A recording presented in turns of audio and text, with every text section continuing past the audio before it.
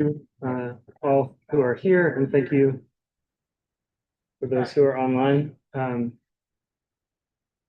Yeah, here we are, I think coming towards the end of our work, but it's kind of like towards a peak, um, not a gradual decline. So thanks for being here and thanks for your patience and time as we work through all these things.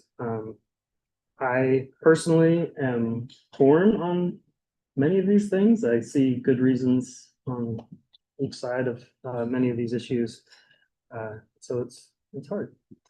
But we are working towards making some decisions tonight, and we are also are going to have our proposal from Sally, who kindly let us postpone her until today. So, but we may have some introductory things. Haley, did we have a consensus mascot? I think everyone in the room liked the turtles. That was Christina's suggestion. When I was a construction worker, I was described as a wounded turtle, which is why I'm no longer a construction worker. So,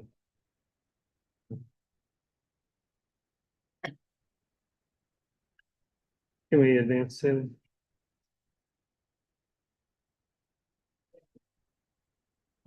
All right, so you can see our agenda for tonight. We have a proposal from Sally, and then we're going to resume the voting on the proposals we left off. We're going to start with the endorsements. And before we leave, we'll talk a little bit about the next step for the report, where we assemble all our recommendations. That will be available to you as task force members to read and provide comments, so that we make sure we're including everything that we need to include. And we can go to the next slide.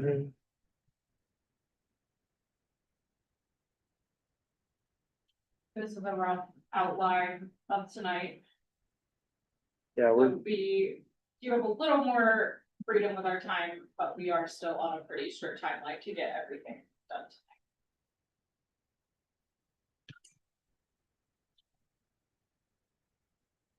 so we have adjusted the timeline a little bit based on realities. So now looking at a public meeting vote in August.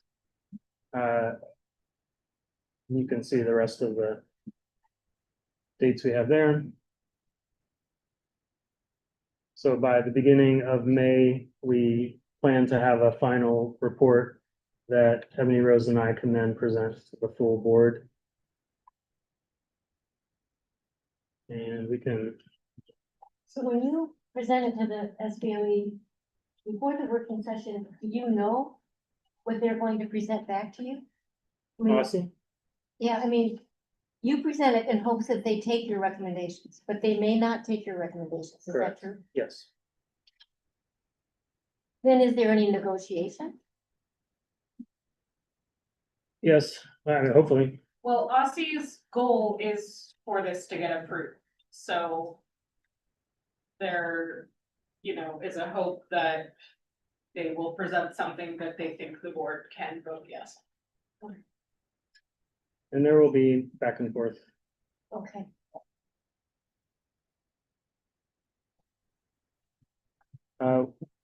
We do want to share some highlights. Many of you were there last night, but at our public meeting last night, we did have a panel, including several of you, to talk about some of the recommendations, the issues that we're wrestling with. Haley took down kind of the main themes that many people talked about. One was flexibility. Another was concerns about lowering requirements in any way. And then we did have a lot of particularly public comment in favor of the financial literacy course. And that meeting recording is available on YouTube now. I guess, so people would like flexibility that could apply to electives. And you aren't limited to the number of electives that are required to graduate. Is that true? You are not limited. I mean, I know when my children went through, they had more credits than they needed to graduate. Right, So you could take more than 4 electives. sure.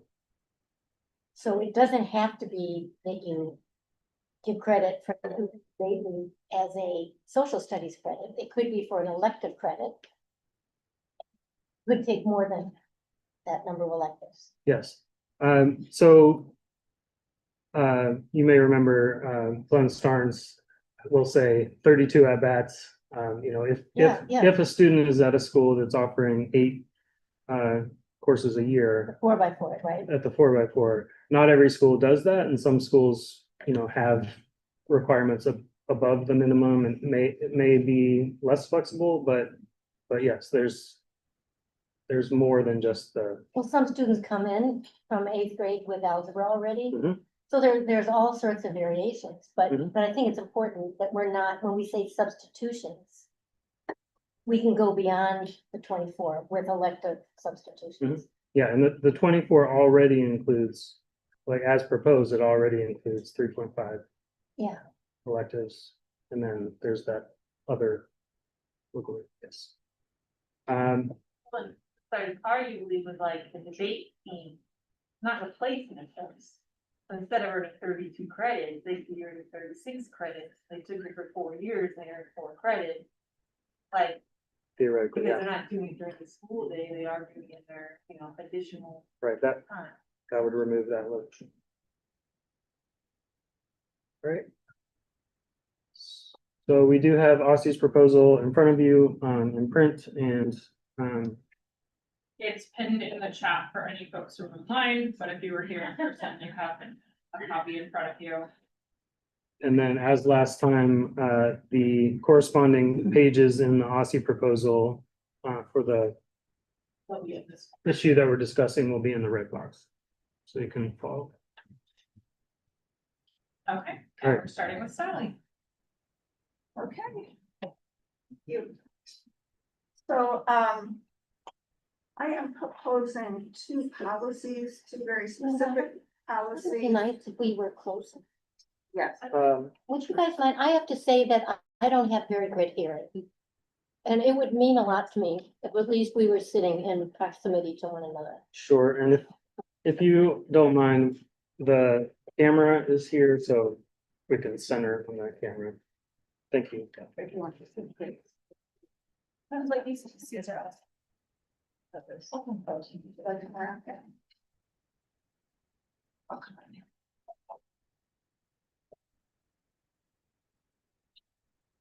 Is this okay, Kathy? Oh, I guess I can come here. That works? Camera's right there. I was thinking, does the camera, is it facing this way?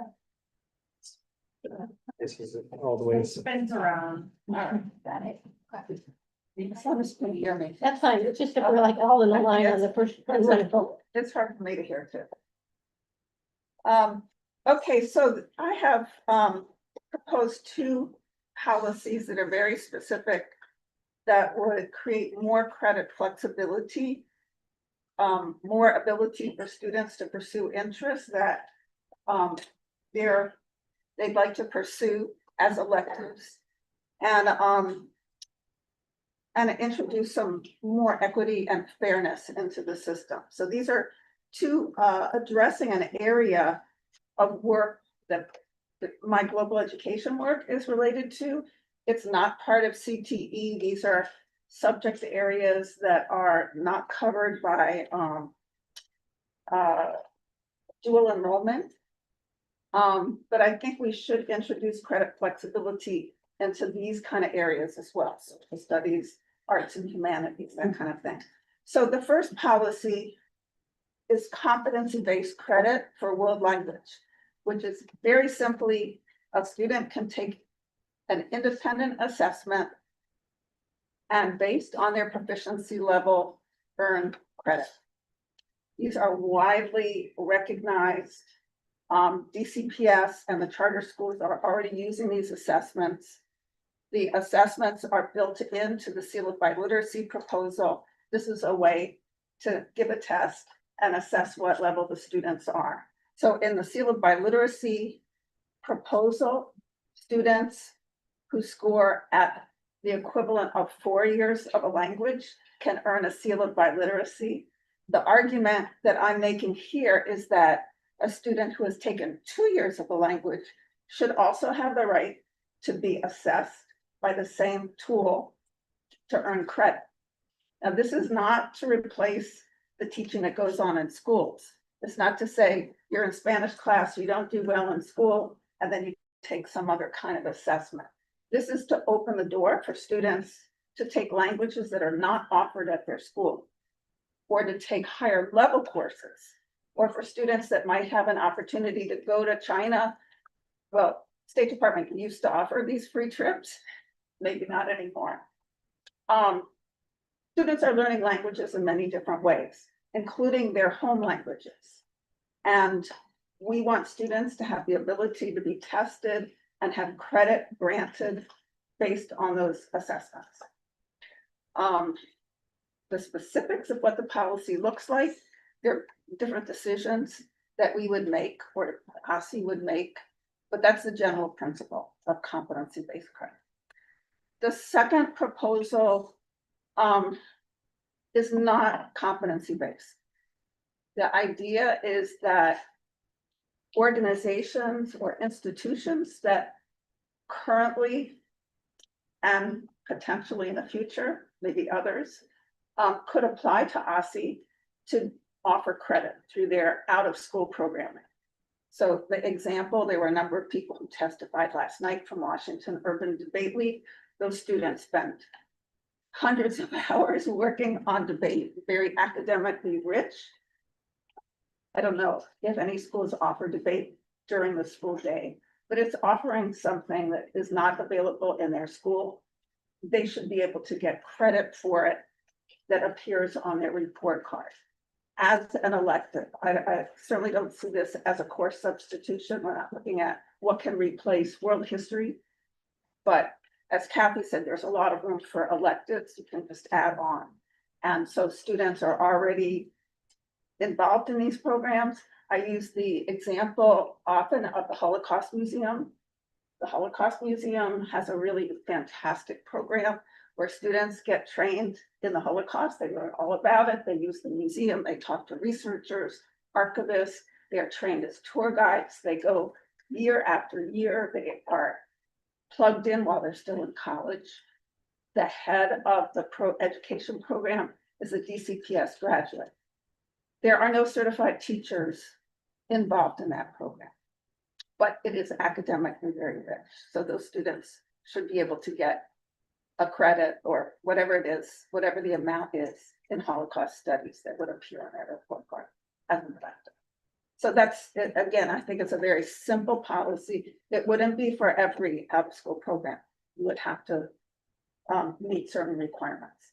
And I will say, as someone who runs one of these out-of-school programs, we have a situation where we have to negotiate with each individual LEA on our program.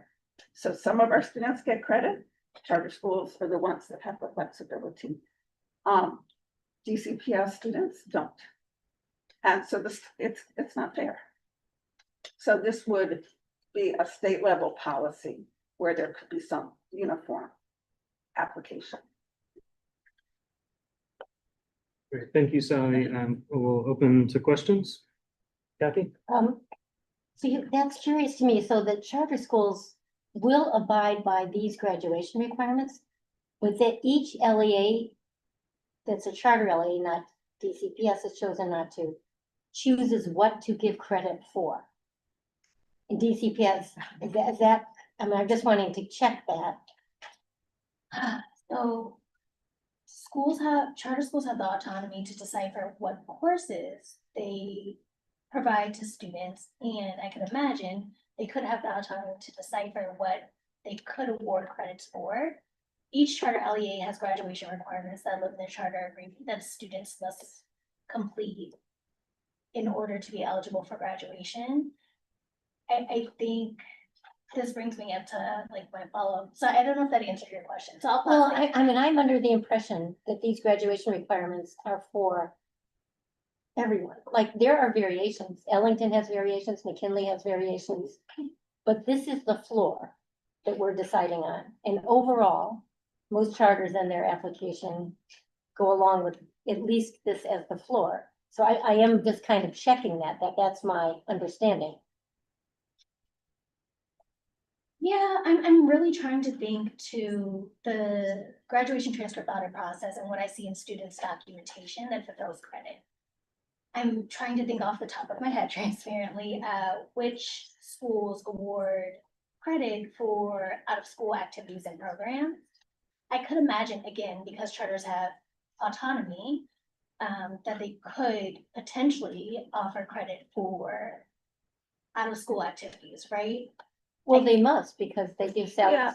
salaries. I would just say, the sense I have, again, with DC Public Schools, I cannot negotiate school by school. I was instructed you have to go to central office. But with kids and charters, we're talking to each individual charter school. I have the sense it's like whoever you talk to. I mean, it doesn't seem like it's a really firm policy. It's about, I could be persuasive. This is what, in our case, it's students learning Japanese. It's a negotiation and it can be different from year to year, I would say. And what your understanding of this is that in this agreement that you're establishing with charters, that students are being awarded credits that apply towards their graduation requirements or fulfill those graduation requirements. So this is what I think should happen. I want to establish a process because there is no process where an out-of-school provider can apply to offer credit. Now, what the rules are at the school, how that credit is treated, whether it's mandated that they have to accept the credit, whether a school like Washington Latin should be able to require Latin on top of something else. I think there are there are decisions that need to be made. So I just want to have the ability for a student to go through a process that they know in advance that is fair and coherent, and the rules are established. So again, I'm almost agnostic on some of those decisions about what's required, what's not required. Yeah, I think that this is a great idea. I think something that's top of mind for me is, like, how do we determine what programs, I guess they would need to apply, right? You mentioned application, is what I heard you say. But I'm also thinking about there could be so many extracurricular or out-of-school programming. How do we establish parameters and who is responsible for establishing those parameters and that oversight or monitoring to ensure that whatever schools are saying that students can earn credit for are approved programs and actually are then allowing students to utilize that credit towards graduation requirements or being eligible for graduation. As an elective, yes. I mean, I'm proposing that this is OSCE's responsibility, that it's a state level decision, that there be, I mean, again, I have gone through this process with DCPS. And I was told, we want to see your curriculum map, the course of study, a curriculum map, the qualifications of the instructor, the number of meeting hours, what the assessments are. There could be other things added like career exposure. There are a lot of out-of-school programs, but this should at least meet the requirements of an in-school elective. I mean, we're looking at academically challenging, rigorous, valuable courses. So there are a lot of out-of-school programs that would not meet that requirement. So, but that would be OSCE to set the policy. People would apply to OSCE as LEAs apply to OSCE for credit flexibility. And then those programs would have the authorization to grant credit. Again, whether there are rules about whether there's flexibility in a school's decision with what to do with those credits, I can't really answer that question. I mean, I would like to see it, but they should be able to put it on their report cards as an elective. So. Clara in the chat says dual enrollment can happen after school also. And she's raised her hand, so she has a question. Clara, Yeah. So hi all, sorry for being, we just finished our budget oversight, so sorry for not being there, but yeah, I guess Sally, is the policy then in question you're asking to say basically to allow for experiences that happen after school hours to be eligible for credit through some sort of state level process, just so I'm clear, because dual enrollment through the OSSE consortium is an example of course taking that often happens after school at universities, and actually that has been for some students a challenge because the courses are an extra. So ideally they do count for core, you know, for graduation requirements as well. So I just want to get clear on the policy question we're deciding. Is it to allow any out of school time activity to become eligible through a process, or sorry if I missed that in the beginning? Yes, this is, not everyone's, I mean, dual enrollment is universities or colleges, correct? So I imagine this would not be programs that are offered through universities, and I assume there's money, there's a cost attached to all that someone's picking up. No, this would be outside of that. This would be for those organizations that are providing programming or courses that are not part of Yeah. school. I guess I would just urge then, if we are going to go this route and come up with some sort of system for experiences or programs to count for credit, to make sure it's broad enough, because then you could think about internships, dual enrollment. Some of those things don't actually count, but could or maybe should. So that would be my only push to make sure it's expansive enough that obviously you'd have to meet the standards, but to keep the gate open if we're talking about like the hours and the time of the course taking being the question.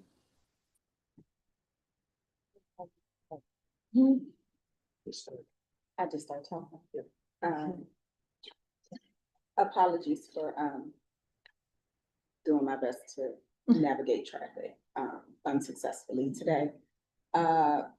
So one of the things that I was thinking about coming off of our meeting last night and listening to the public testimony is just more broadly, should we have a clearer state level process, set of requirements, something transparent around course substitution. So for example, if a kid is taking, I don't know, AP African American history, could they substitute that for one of the social studies? Could they already took the other things, right? Could we do things like that? But it would have to be, especially since OSSE is now actually has a course catalog. I don't think it's something we should be taking if it has to be graduation requirements, because I think it would require a lot more thought and consideration. But I wonder if part of what Sally is proposing is something we should be discussing as a committee, like as part of just the general question around what is, because, sorry, one of the other things I think we are trying to navigate as a board is what we are responsible for standards, we're responsible for requirements. And I think that we now have a stronger sense that we also should know how those things work together at the school level, given there's a lot of variation between schools and even variation in curriculum inside of one LEA, like DCPS. And so I do wonder if there are some steps that maybe live outside of the grad requirements, but are related where it could be helpful to make sure opportunities are equally accessible to all kids. I don't think, I really almost wanted to ban the word flexibility last night, only because I don't think everybody means the same thing when they say flexibility. That being said, you have 3 minutes to talk to us most of the time, with the exception of the witnesses who get 5 at the beginning. But I do think there are certain things that get into implementation and are not grad requirement things that are worth discussing. But I don't think just saying flexibility in schedules or not making everybody do this is the right layer of discussion for it. And so I say that to say, I have questions about this. I'm not against it. Like, I don't think naturally that out of school time means less aligned or less rigorous. I think there are things, I do have questions about like where we want this to be and also why some LEAs are doing it. And that, my guess is because right now, a LEA can apply for certain flexibilities at the LEA level, but you cannot do that like a student by student decision right now. In the city, we don't have that. And so I don't know if it's that DCPS this doesn't fit into the set of flexibilities they automatically do. I don't know. But I think one of my questions is if, as we design this high school graduation requirements task force report, if there are things that some things we refer to OSSI and some things we might refer to ourselves as board members as questions we should take up and come back to OSSI maybe a bit later with the suggestion, like some of the things that are implementation. Mayor, respond. I'm just thinking out loud. Yeah, no, None of I this get is it, I hear you, perfect. and I hear you too. I would say a couple things. I really want to separate this proposal from course substitution, scheduling in the school. Yes. This is really something that sits outside. And that's why I recommended it. It really shouldn't have anything to do with the school, and this is why I said last night, it's not to subvert or put pressure on the school, it's just to add options outside. The reason I think it does belong in this conversation, and this is something I've been talking about for a long time, CTE, careers. We have a certain set of careers, Department of Ed sort of defines what the career clusters are. But there are a lot of careers in DC that are related to social studies, that are not embedded in these academies. There's a lot of career exposure that we need. And to me, looking at this proposal, there is a gap. There are a few gaps in the way the CTE world is treated and the rest of others that I just think there needs to be more built in for the student to have choice, again, outside, to be able to earn credit, to pursue their interests, to have career exposure outside the school. It doesn't affect what goes on inside the school. So that's why I see it as connected and addressing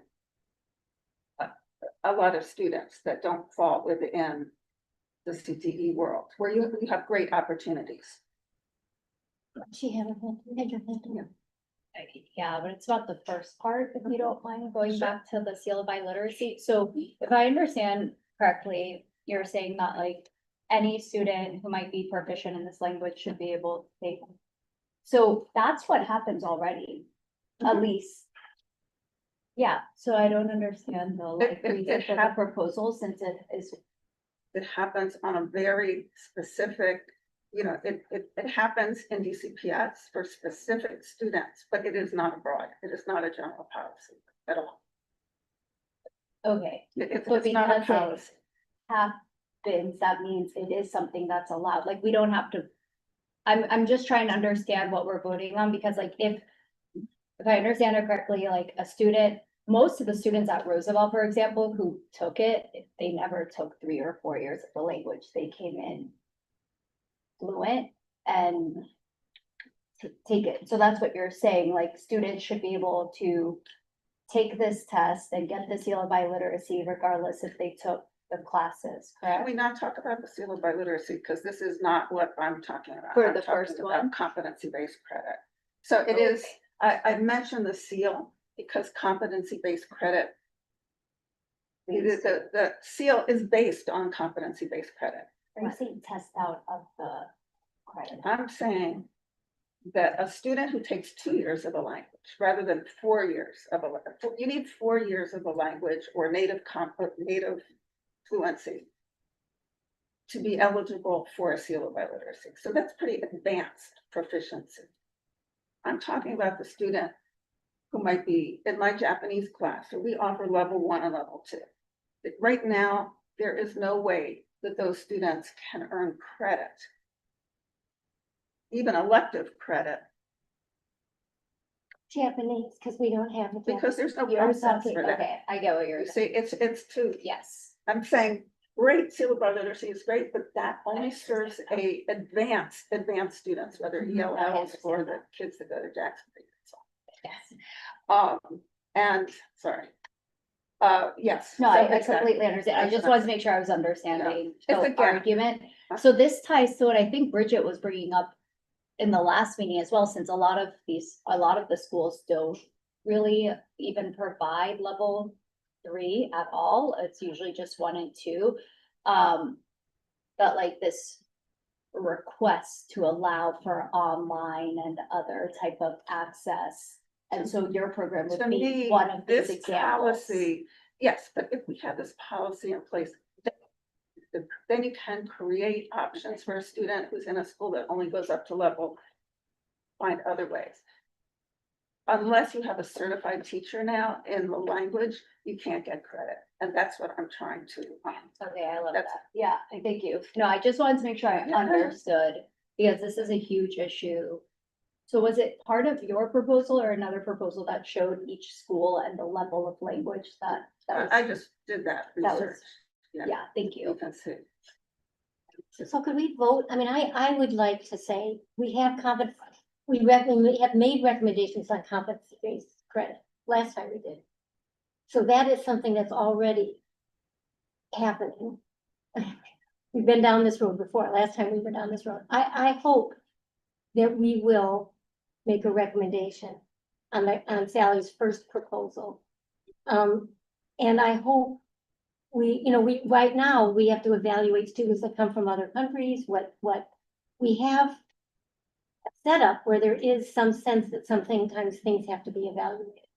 So whether the board votes on it, I guess we have to get to the language and we can't spend all night on this. But since Sally and I've been on these committees, I was on it 10 years ago, 5 years, we have this discussion every time. Well, and the board is twice before. Twice, voted in a- so that I think this time we should again try to move forward with the competency-based credit for the languages that are not covered, to give some the equity to, and then with the out-of-school time, I think we ought to suggest that OSSI undertake, looking at that so that it's the same. I mean, it bothers me that charter school students can get credit, can sit next to you in the Urban Debate League or in the Japanese class or in the Holocaust Museum, and they're getting credit and you're not, because you go to DCPS. That doesn't seem right. So I think we have to at least map that out and say that's not right. And that we want that, we have a state level. The charter schools are not private schools.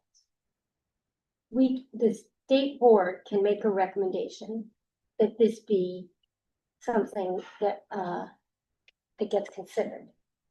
It gets considered, All right, no? Laura, and then we should. So I do think, the teacher's position, W2 teacher's position writ large is kind of it's a tough one on this, because let's be honest, in DC, we're always just looking at the different angles that our jobs can be taken away and privatized. Because that's just always the move, right? Even now, like DCPS will try to hire external contractors in our schools that are not union, that can be paid less, to offer courses for credit in the arts, right? And in other areas. And we do find that concerning, because they're cheaper. And once they open the door to kind of cheaper options, and they see how much they can widen it and how much they can deprofessionalize our profession. I think we don't want it to be obviously so strict that no, there's no other way in existence to earn credit. At the same time, it's if you can join a debate team to earn an elective credit to graduate, then could you just be taking less credits in school and then kind of just get out without doing as much in school? And then the elective teachers in schools, who needs them? I can farm this out to all these external organizations, right? So I think it's just how do we make sure that we, do this in a way that is kind of responsible? And just my concern right now is that in you know, the climate that we're in, responsibility is not real high on their to-do list. It's how cheap, how fast, like, can I push this kid through? And Could I that's kind of the ask, mentality of DCPS. would it alleviate that? Like concern of yours if it's noted, like if it's not. Offered at the school level?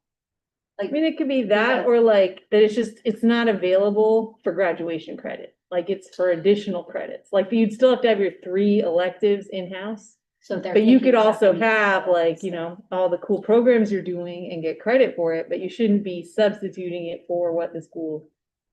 Then once the school can substitute, that's what they're gonna do. But what I mean is like, since we don't, I see it as like competition, and I know that's capitalism, I guess, but I guess what I'm seeing is like, maybe it would pressure us to have more offerings for languages, you know, like, oh, all these students really want to take Japanese or want level 3, you know, French, and we don't offer that anywhere. Maybe DCPS needs to start offering it, and they would if all these students are taking outside. Like, I don't know, I think as a teacher, if it says that's not offered by the school, I wouldn't see my job as being, I think they're already doing, right? And they're not even really supposed to. And there are, like, DCPS is already attempting like those kinds of avenues to get uncertified educators that they don't have to pay, they get to pay contractor rates in front of kids and then offering credit for it. So I think it's just, it, you know, I mean, like, so I guess for me, right, it would be that like, that there should be a pathway, but that it shouldn't be for credits towards graduation or something would be the only way to kind of block the bad So at behavior. 5:30, Sorry. Haley texted Robert and I and said, we have 5 more minutes on this topic. And then she texted us again, and she said, we are getting pretty off track with this, as far as the timing of it. So I said, I will politely and sternly say that out loud, not to remind us to, you know, just that we have more things to discuss. I guess my question, which does not have to be answered right now, because I don't know if the instructions were to vote on this right now, we will all vote to the end, like if people want some time to think. But I think I want to always understand like what is the goal of something. And so if the goal is, like what is the goal? Like is it the fairness? So everybody has the same, gets the same? Is it like? So can I tell you my goal for creating this second policy?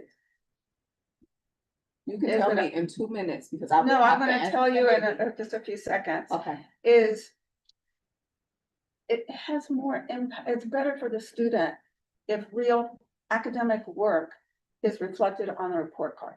It's less important that, I personally would have no problem with saying maybe a maximum of 1 elective, 1 credit of electives can go towards graduation. To me, that is how the policy is written, but it's the idea that a student who is outside it with an organization doing a strong academic program, that should be, there should be a way to have that reflected on the report card. And students have told me, even their parents don't take what they do seriously because they see it as a club. And I think colleges and so on, it just gives it more clout. So that's, the fairness is a thing, but I think it deserves to be on the report card. And there can be any kind of regulation about how that is applied, but I personally want to see this on the report card as a credit. That was my agenda. And then my last 2 seconds, I agree with Kathy, if we can, these are 2 separate policies. So, I don't, not both together, maybe that first one, gets more support. So it's our fault that that we're talking about this for the first time today. I think our history has been that we have not proposed something, discussed, and then voted on at the same time. But I think it would be useful to take the time to work on the proposed like modifications or language that Laura is suggesting, or like other things that have come from the discussion to line them up as either additions or if we want to propose modifications to the proposal as we've done with the other things, and then come back to it during our review period. I mean, that's a little bit different than, us sitting in a meeting and voting on it, but I think I would feel better if we had a little more time to put those other modifications, the other language on the table so that we have it in front of us. You're talking about that first one too. Yeah, for both of them. Would you prefer? I'd rather this First time we have talked about. To that, Do you wanna just vote on it? I think we have talked about that so much, and it's so. We're already doing that, so I well, would really, I mean, maybe you would wanna see us drop vote if people are in support or if there are issues around it. But, again, well, my other struggle is that if we're already doing it, and I also don't think it's likely to be a part of the package that Aussie and the board puts together, so I think what we're Just that one thing, I mean, it's just because we went down this whole road last time we did the graduation requirements, that I'm curious. and I have spoken to us, I have spoken to the people who developed the seal of biliteracy about why competency-based credit needs to be, there needs to be just a broader application of competency-based credit. So I think they didn't go into the original proposal, but I do think they understand. It's very narrow with what Sally's proposing, but anyway, I understand we have to move on right now, but. Yeah, At least But consider anyway. that. I would be very disappointed if we went through this process and. Just for the courses that aren't offered, just for the languages. I mean, I think the first portion is pretty self-explanatory. I don't hear anyone saying that they don't, that they're unclear on what that would be. So if the group feels comfortable, we can vote on that. I would note that we do, just like last time, we are allowing absentee votes. And so I think that's also one of the reasons Robert was like, I want to make sure everybody understands and can ask questions and can deal with the language. And so for that reason, I think it's kind of important to separate the two, because one's just a little bit more straightforward. In my opinion. yeah, I agree, but I'm also okay with voting on the first one. That's If fine. there's no hesitancy from the group, then What's that? We'll vote on the first one, Great, so, great. And I offer, I mean, this might be down the road. I can always put together like a webinar or something to really kind of go into the policy in more depth for anybody at any point that would like to explore it. right, Since we're so, gonna vote on Christina's, we're gonna vote on the other one. You can vote now, or we can come back to it at the end after we vote on everything else. let's go ahead and vote now, since it's Okay. fresh, and I think. So what we're voting on is to include and convey Sally's first proposal in the recommendations that we present.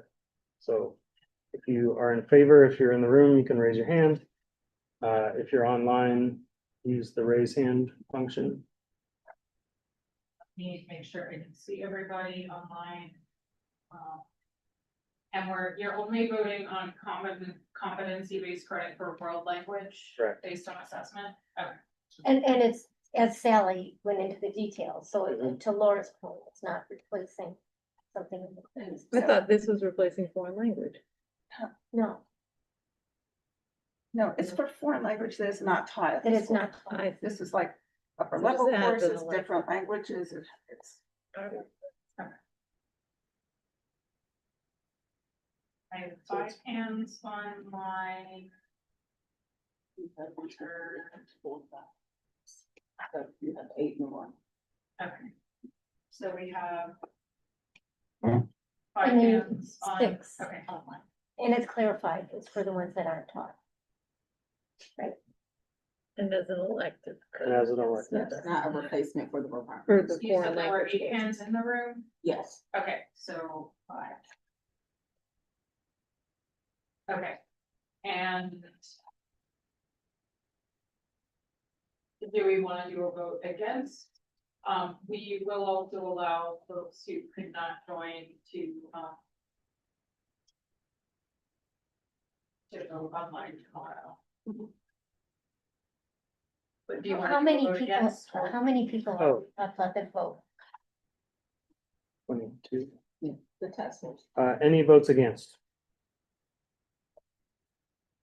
Okay, we see. That's fine.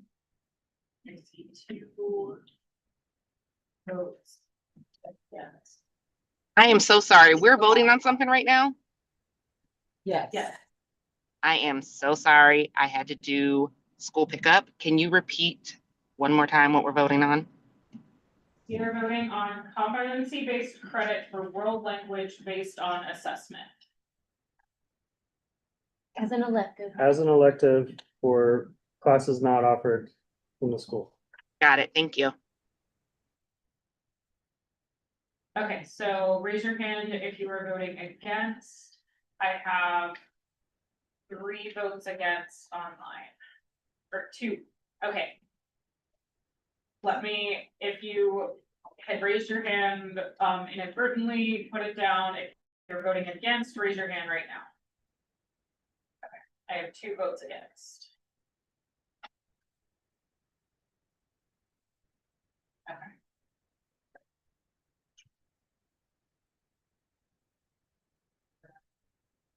could we know who's online? If we don't have a computer in front of us? Just have some sense of who's at the meeting?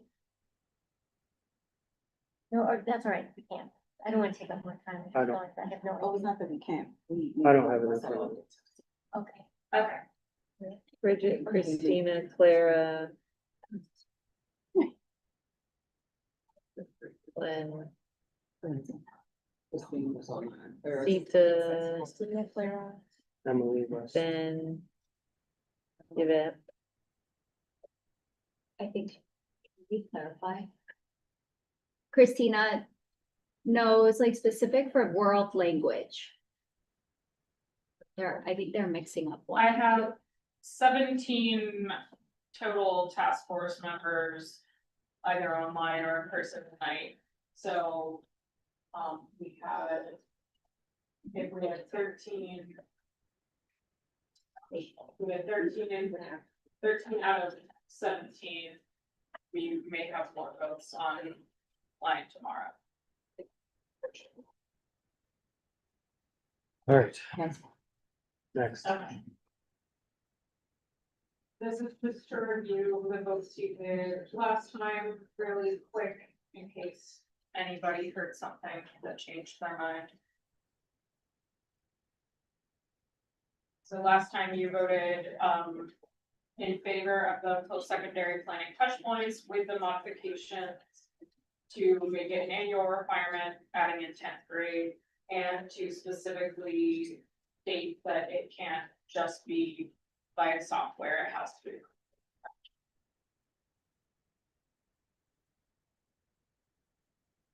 Yes. Thank you for the capstone, reviewing the vote. You all voted against, the capstone recommendation. There were 3 votes in favor and everybody else voted against. So did the people who weren't here all vote on the ones we voted now? Is there a time frame in which you have to vote or? Yeah, so I allowed everybody, I think, 2 business days, to vote online.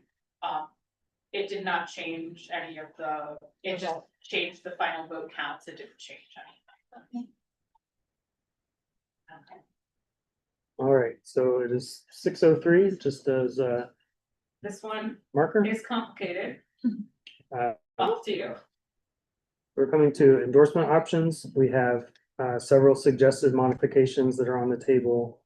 And so we are going to vote on each of the modifications as if they were amendments to the original proposal.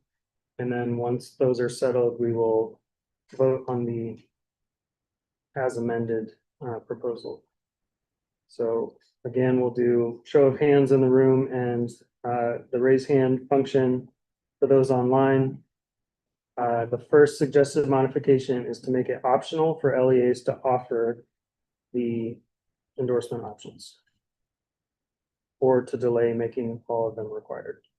So all in favor of making. Sorry, one question. Are you saying it would be optional for LEAs to require any? Or all, any, okay. This would say any, I do want to clarify something that was not there from OSSI before. As OSSI envisioned this recommendation, they are not saying that every LEA has to offer all endorsement options. They are saying that every LEA should be able to offer at least one. Should be able to. Like, would be required to offer one. They should have one.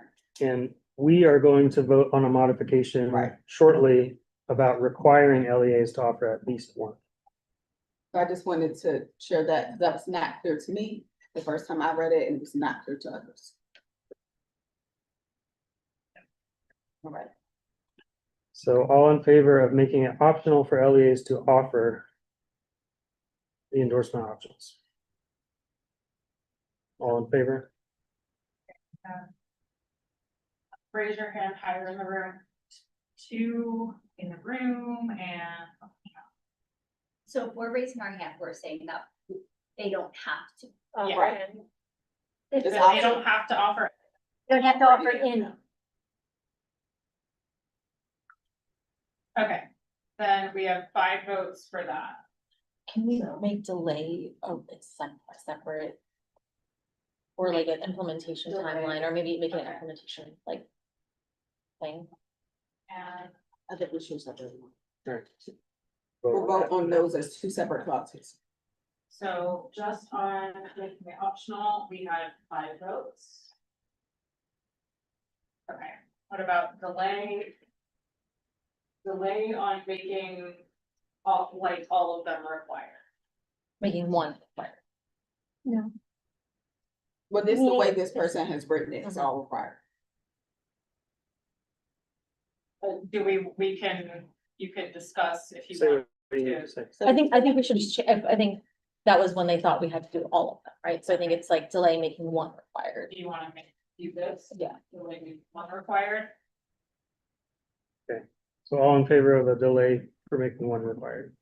Okay, online, raise your hand if you are voting yes on delaying making LEAs require, offer one endorsement. I could be okay with all required. Do we think there are any LEAs that don't offer at least one? If we include biliteracy, do we think there are any LEAs that don't currently? I'm not sure, and that's why I'm saying I could be okay with all. Okay, votes on the delay, I don't see any online, we have 2 in person.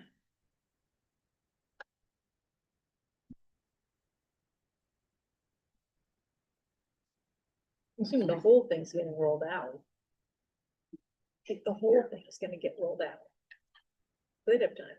So next vote is That's good. to separate the AP, IB, and dual enrollment endorsements, which currently are all together as advanced studies. Oh, the idea So that good enough are we to saying that three. on the diploma as the endorsement, it just says advanced studies, and this proposal is, it can say advanced studies, and then it just says AP? Or it I'll be just honest, says like IB? at my school, a kid could have easily earned all 3. Like in my public high school growing up, because we did full IB, a lot of us also took the AP courses, AP test, just because we were already prepping for IB. And then people were doing all, So so like, I mean, just you could. it would So specify we specify what. any and all. So, are we voting that it has to be 3 separate endorsements, or it can be specified on the advanced studies endorsement? That's. Clara, this one was yours.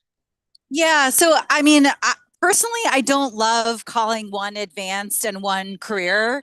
I think that's like an artificial distinction that pits the programs against one another. So I personally would I think we should name the different programs students can take. And if you take a lot of them, that's awesome. So I would just call them, I mean, I don't feel really strongly about it, but I would just say you get a biliteracy, you get an AP endorsement, you get an IB endorsement, it's like just name what they are. If people feel really strongly, I think at least then it would be advanced AP, advanced dual enrollment. But I just think making it clear what they are is important. And I personally just don't love the advanced versus career divide, but I'm curious to hear what others think. All right, yes. I agree with that. That makes sense. That makes Okay, sense. Yvette has a quick question about this. Yeah, Okay. so, yeah, thank you. My question is, when it says it's under, it would fall under the category of advanced coursework, and what we're saying is just endorse them as separate, all three of them as separate. So AP, IB, and dual enrollment as separate endorsements. Is that what I'm hearing what that proposal means? Okay. So so I tend to agree with that, but then I just had so dual enrollment is a lot different to me, so than the AP curriculum and the IB. So I would recommend separating. That was my question. Thank you for that clarification. So maybe I'd like to ask, so dual enrollment is open to everyone, is that right? I mean, that is a state program. And that's the same thing with the Advanced Technical Center, and that's what also Sally's proposal is, or that by literacy seal. What I want is that some things are open to all students regardless of what their school offers. So that we're not punishing a student for being at a small school that doesn't offer.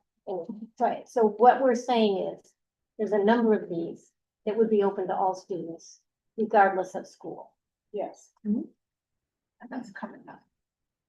All right, so all in favor of this separation, raise your hand.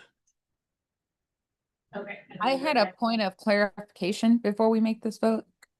Okay. Yes. So one thing I want to say is there is a such thing already in the world as an AP diploma. There is already an IB diploma. So adding the endorsements seem artificial because these are recognitions across the country that are across the world that already exist. The comment about dual enrollment being a state program, there is a state program, but the state does not exclusively run dual enrollment.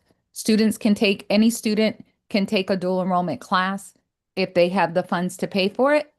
When I was a college counselor, the state program would only pay for a small number of students, and our school used our UPFF funding source, those funds that students receive, that if our school didn't offer a course that a student wanted to take, we paid for the student to take the course at the school. So it's not a state program. Any student can take a college class if they enroll.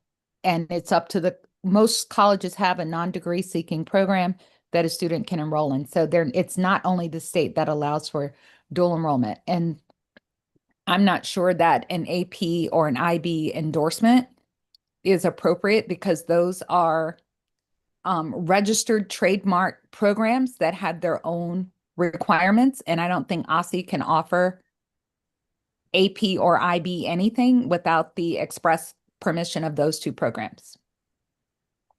But is it on the diploma right now? So according to College Board, if a student doesn't sit for the exam, it shouldn't even be on their transcript that they took an AP class. So you can take an AP class and don't sit for the exam. Excuse me. And your transcript can still say AP, but according to College Board official regulations, if a student doesn't sit for the exam, it should not be on their transcript that they even took an AP class because the exam is a part of the course. So if a student goes for an AP, there is an AP diploma that exists in the world of College Board. There is an IB diploma that exists in the world of IB. So if you're going to create an IB endorsement or an AP endorsement, I would wonder that you need the permission of those two trademarked organizations to create such thing. Thank you for the note, Bridget. I heard Glenn about to interject. I will also just go ahead and say 1 minute ago, maybe 2 minutes ago now, note from Haley, we are 35 minutes behind. Glenn, were you about to share something? Yes, ma'am. Thank you, Representative. As a point of clarity, I just wanted to acknowledge the AP diploma is a very specific diploma by name of AP Capstone Diploma that requires students to take certain courses that are available in the AP catalog, and it's not any AP course. And so I do think that there should be a distinction between an AP endorsement, should that be recommended, as compared to the AP diploma, because the AP diploma is inclusive of AP seminar, AP research, and then 4 additional courses in certain subjects. Similarly, the IB diploma, which is a IB recognized world diploma, is very exclusive to the student completing all of the IB requirements. And so I think should this pass, this could be an implementation recommendation for OSSI to be thoughtful around, does the endorsement include X number of AP courses that may not be exclusive to the AP research and AP capstone, and or does the IB endorsement include X number of IB courses and IB exams that may not be exclusive to the full suite of the IB diploma program. So I don't want for them to be seen as the same when they actually are distinctly different.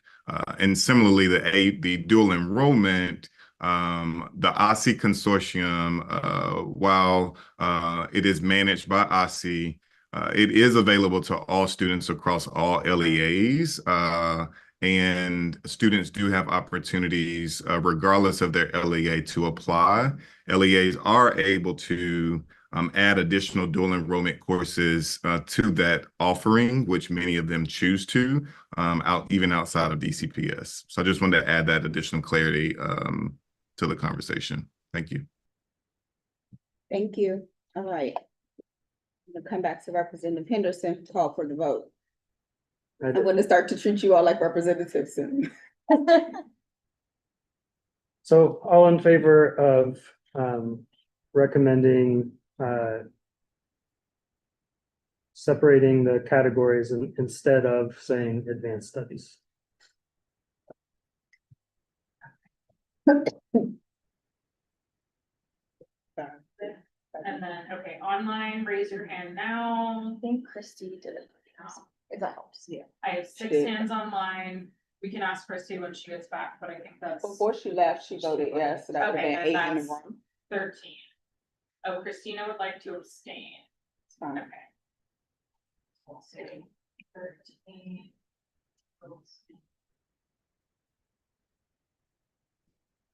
All right. Next, we have requiring LEAs to offer at least 1 endorsement. So all in favor? Okay, online now, we're voting on requiring at least 1 endorsement, LEAs to offer 1 endorsement. Okay, 4 online. 1, 2, 3, 4, 5. Okay, 7. 7 plus 5, okay, 12, and we can ask Christy which. Can I ask how it happened? How does it work? Like if you get an endorsement that, like the biliteracy one, and you didn't take it at your school, does OSSI say to the school, when you do this diploma, you have to put this on? Or is it, sometimes these things just don't get worked on. So I think in our proposal, I know it's an implementation, but it should be noted that some of these things don't happen at the school level, and the school is the one that prints the diplomas, right? Who prints the diplomas? Well, the state has to like certify them, right? That's how I understand this. So the LEAs print high school diplomas based on students meeting high school graduation requirements, and the SCA, the state, certifies graduates based on the graduation requirements. But I do think, to Kathy's point, I would encourage that's an implementation discussion, so that the state is able to ensure that each LEA, when they're printing diplomas, includes said endorsement on the diploma and on the high school transcript, which is also printed at the LEA level.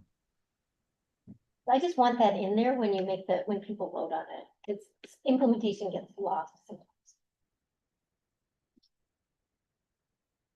Any opposed to requiring LEAs to offer at least one endorsement? Okay, I see one hand online, so no hands online. Okay. Great. Nobody comes. So I'm highlighting the ones that have a majority. Thank you. Now voting on whether we want to recommend allowing more options for endorsements. We've named capstone, more community service, and work-based learning. I think that could also be related to the last suggestion, so you can consider if you want to put those together. No, let's just keep, Yeah. yeah. Mhm. What is individualized endorsement? OSSI initially proposed the individualized endorsement, something that is similar to if you chose an independent course of study in college. At least 3 Wouldn't the courses. capstone, Now, would those No. fit under that? No? They're different. the details of the individualized endorsement are in OSSI's proposal on page 10 to 12. if you wanna look at them. So it's just. Yeah, they initially proposed both. And are we voting on the fact that we want to give implementation recommendation to create a process for adding more endorsements? Or are we voting to add specific endorsements? Add more First one options. is to add. We're coming to that, the latter, or the other one later. Okay. Sorry, process one is later. So all in favor of recommending that OSSI be allowed to add more endorsement options? All in favor, raise your hands. No criteria, we're not putting any criteria in there?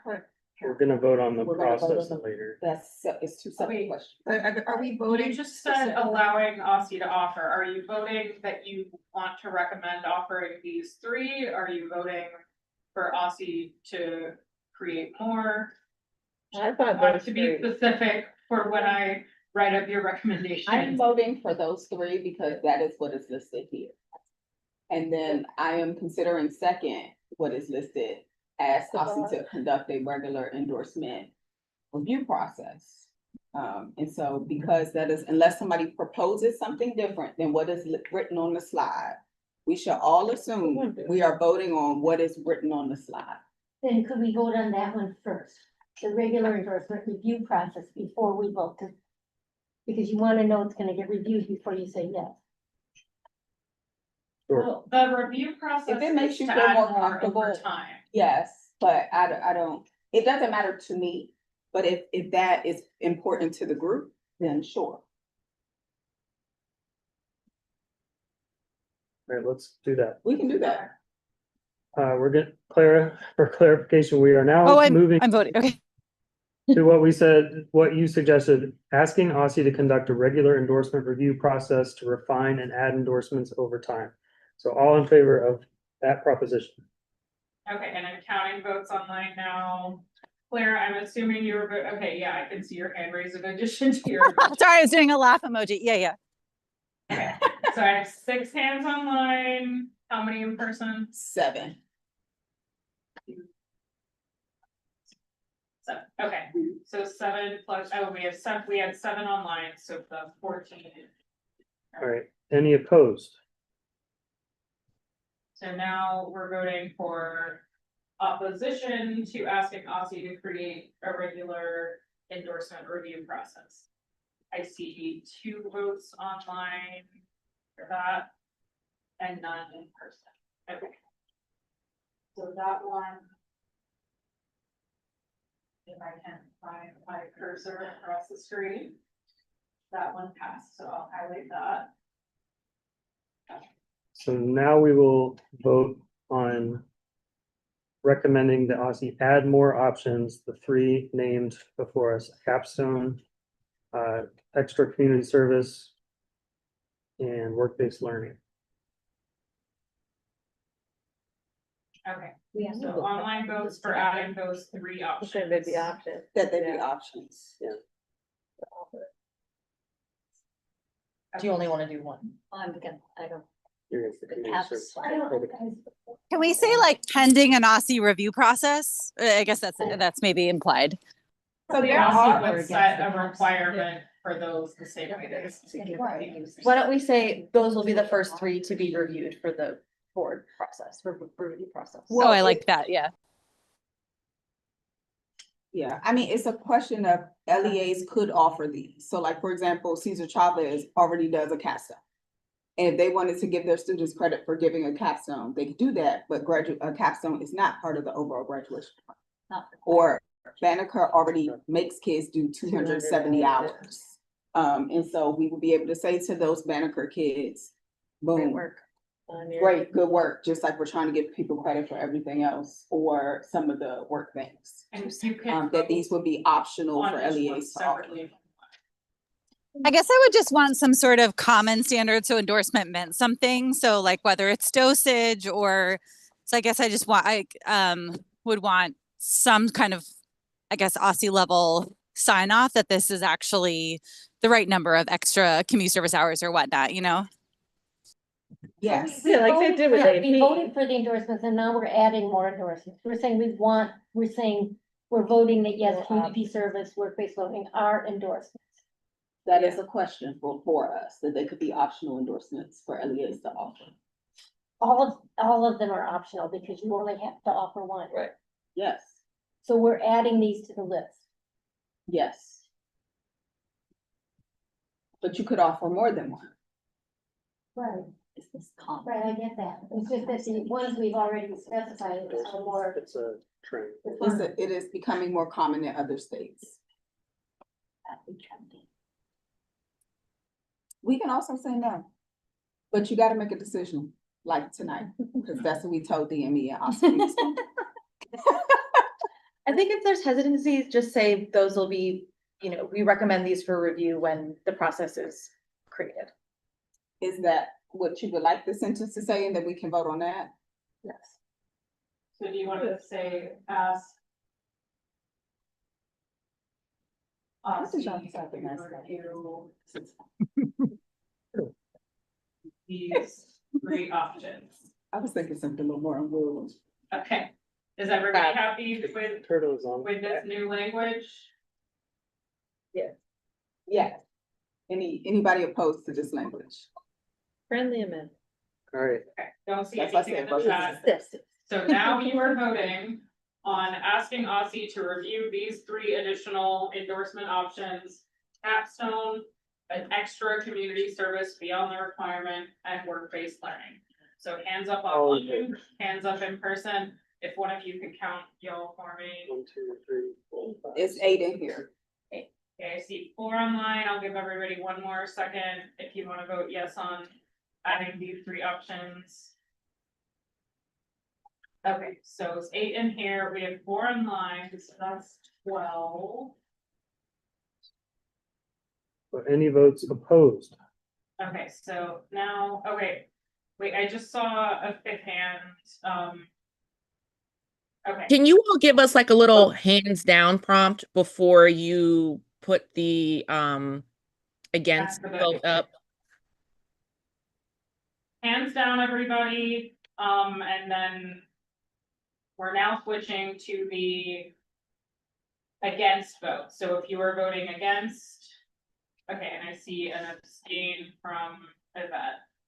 So I had 12 in favor. I see 3 against online, 12 in favor.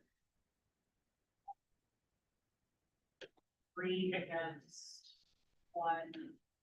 So when you write it, the people that voted against it, they'll be able to, we don't know why they voted against it. They'll tell you and then that goes in the report if they want it in the report. The way you have it written already, so. I Yeah, guess they didn't have a reason, but I like the way that you have written it. that If they it's- have a reason that they would like to share, Then they then said they it. can share that. We will also, again, have a whole review period where everybody sees the report. Okay, Emily. was Rewrote my figuring it mind out, one I minute. think it's Well, two against. admit. Okay, so the highlighted ones have a majority. So the next one. next to require that OSCE ensure equitable access to the seal of biliteracy. So all in favor, raise your hand. Sorry, what does that mean? And That's just an implementation recommendation. So I had a question about what that actually means. My understanding was this is the only one that's a state. Did I hear that before, that this is a state seal as opposed to an LEA seal? Am I dreaming that I heard that from somebody? You can check pages 10 to 12 and see if it says in the proposal. That was brought up at the last meeting. So to me, again, maybe this is implementation, but and this is where competency-based credit comes in. I absolutely think if it's a state's, the other seals are given by the LEA. If this is something that the state offers to any student, then that means there would be pathways theoretically for students to do that extra work to get up to that proficiency level. So even the schools that only offer Spanish 1 and 2, we need to be thinking about how they could individually do that. So to me, that's a big commitment, which I would love to see. Well, do you have a more specific suggestion for the language here? No, I think it's fine. I think it's what it says, but rather than have it just be words on a page, I think that is saying a lot. So technically, I went directly to the Syllabi Literacy website. The Syllabi Literacy is an award given by a school, district, or state in recognition of students who have studied and attained proficiency in 2 or more languages by high school graduation. So LEA could give it in theory, or ASA could give it. So we're saying we want us to give it. Well, it does say here, OSSI will, register. I'm just telling y'all what's possible. You know, that's good. the That's why we proposal want- is to we want implement it a to be state available to seal. More than. And LEAs could do the one with distinction. Yeah, it's that a school that does not offer 4 years of the language. The students in that school should have a pathway to earn the seal, even though their LEA isn't offering it. To me, that's what that says. Yes. Right? And I think that's great. But it says a lot. I'm gonna, no, so I'm gonna tell you exactly what's happening in my head. I think that one of the things we asked all of us to consider in decision-making, was equity. Yeah. I think we would probably say this is true for all the things that we want equitable access to all the opportunities. I honestly feel this is a implementation question, of how it gets implemented, not if we need to modify the recommendation to say that, if it's okay. And I think as we write the report and what we think it should look like in the implementation notes, in all fairness, I think this belongs there. If I'm treating it the same as every other issue we have discussed.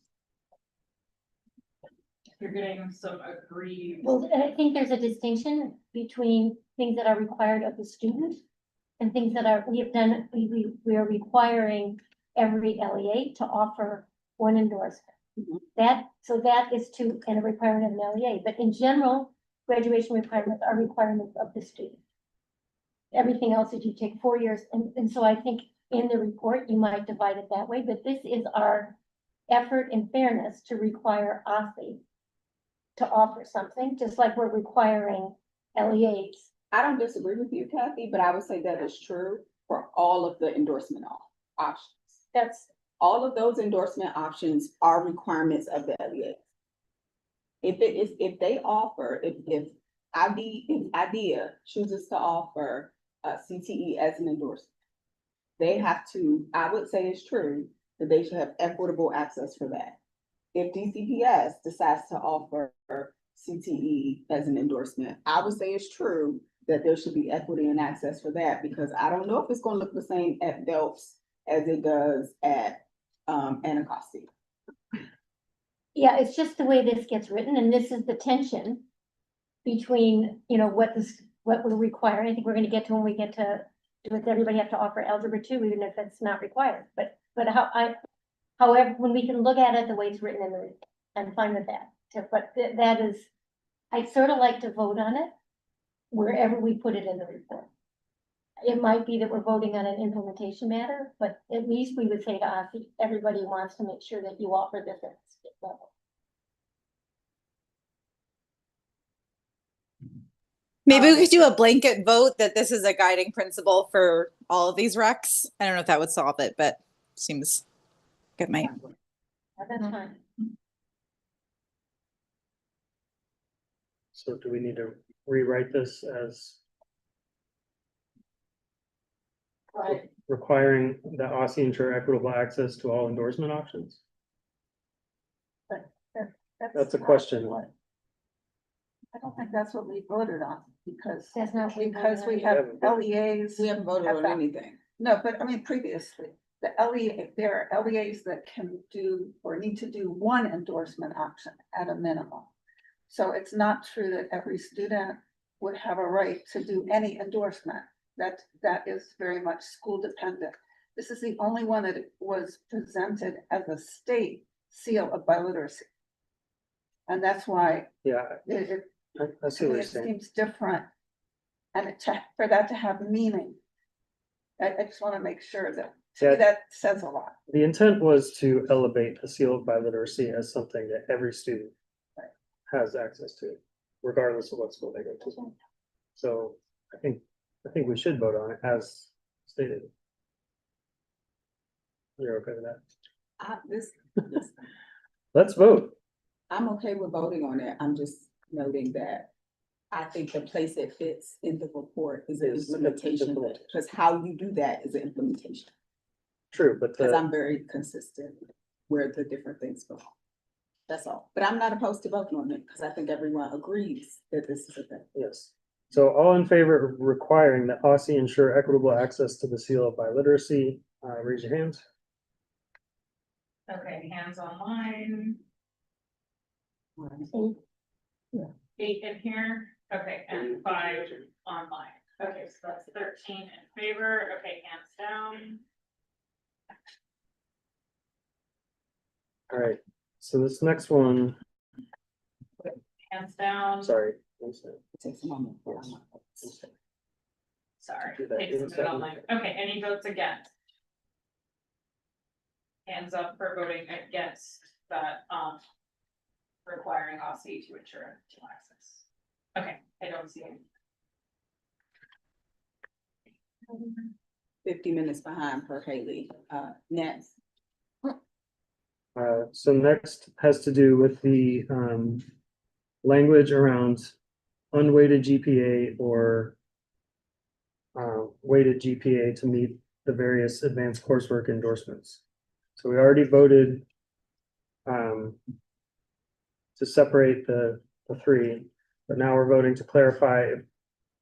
We're voting to recommend language that clarifies whether it's the unweighted or the weighted GPA. Does that make sense to everyone? Yeah, I brought that up because it Yeah. says 2.5, and if that's weighted, that means kids are getting Ds and they're still like, and Fs, basically. So you mean to get an AP, like if you get a D in an AP course? Well, it's on page 10 and Okay. OSSI just says minimum cumulative GPA of 2.5. So in the last meeting, when I asked, is that weighted or unweighted, no one knew. So we were saying that we should recommend them clarify, because 2.5, if that's weighted, Yeah. kids are getting this endorsement from DCPS with very low standards saying like, oh, you took all these APs, but you got Ds and Fs and as your GPA. So all AP classes are not weighted. No, they no, no. are. They are, This but- recommendation doesn't say, when they say 2.5, they're not saying whether that's the weighted GPA or the unweighted Okay, GPA. So we should. Yeah. We we want them to should say.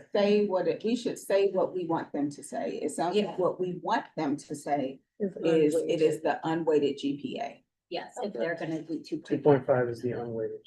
should be 3.0. I mean, 2.5 is very. What do we want to say? Unweighted. Unweighted, Unweighted. but also 2.5 just feels low. First of all, to get an endorsement option on your GPA. On your diploma. It is interesting that Especially when we don't have AP dual zeros. enrollment is lower than IB. Yeah, yeah. So you can only do with a higher GPA. With 3.0. I mean, because we don't have zeros, right? It's a. Well, why aren't they the same? Why didn't we make IB and AP the same? Exactly. That's what my. What was the We can. That's what, so my suggestion would be to move us faster, just to say unweighted 3.0. Okay, that is what we are voting on. Okay. So all in favor of recommending that OSSI clarify, Mhm. no? All in favor that it be a 3.0 unweighted GPA. Yeah. For AB. AP, IB, or dual enrollment endorsements. If you agree with that, please raise your hand now. 3.0 unweighted. All right, in the room, I see 7. So are we saying all I of them see should 8. be 3.0? Yeah. We're saying it's the same. Yeah. 3.0. All right, so we have 8 in the room. I'm gonna let Haley do her thing. We're saying that all students must score 3.0 in the AP class. It's 3.0 overall. GPA Unweighted. Unweighted overall. to get that endorsement. You need a minimum of 3.0 unweighted overall. I think Okay, and Claire- transparently, I'm trying to break this down in my head, and maybe it's because I've just been at the elementary level for so long. So when I think about how I struggled to get my French minor, to get my French credits, and a couple grades came in lower, but my overall unweighted GPA was still above a 3. It's okay that I struggled through it. Yes, You still get it. you would get it. If your overall GPA with no weights is 3.0 or above, you can be considered for this. But what you cannot do is have a GPA that's really 1.7, but because you took the harder classes, then you would be considered for this. So just basic GPA, just the Got it. average. Thank you. So keep your Quick- hands. Oh, I have a okay. question before we vote. So, okay, so right now, if I just look at how many courses are being offered in AP, so, because they moved from honors to AP in most of the science and math courses, even like AP calculus, AP calculus, AB, BC, AP chemistry, AP physics. I'm just not sure. That's why I want to clarify. We're putting the GPA requirement on this option that wasn't there before, or the requirement was 2.5 before to get the endorsement, and now we're saying 3.0, and that's what we're voting on. Is that correct? Before, OSSI did not clarify if it was weighted or unweighted. Okay. And before, there were not the same GPA requirements across AP, IB, and dual enrollment. They were different. And so Right. the change would be to make it the same across all 3. And we are Right. specifying that it should be an unweighted GPA. Right, so I get that, but then did they also put the requirement on there, the 2.5 or the 3.0? And I apologize if I'm not able to look at the proposal right now, but and Yes, so but they put a requirement at 2.5 for AP, then they put 3.0, I believe, for IB. So we're saying it should be the same across all of them. It shouldn't be different. but it should be unweighted. Okay, It should thank be you. unweighted. Mhm. Okay. We're making changes. Yes. Okay, so vote now if you want to change the GPA requirement for advanced coursework to an unweighted 3.0. No, y'all are So good. hands up online. She's doing the online thing. How many here? It's still 8. Okay, and 6 online, so that's 14. Okay, hands down.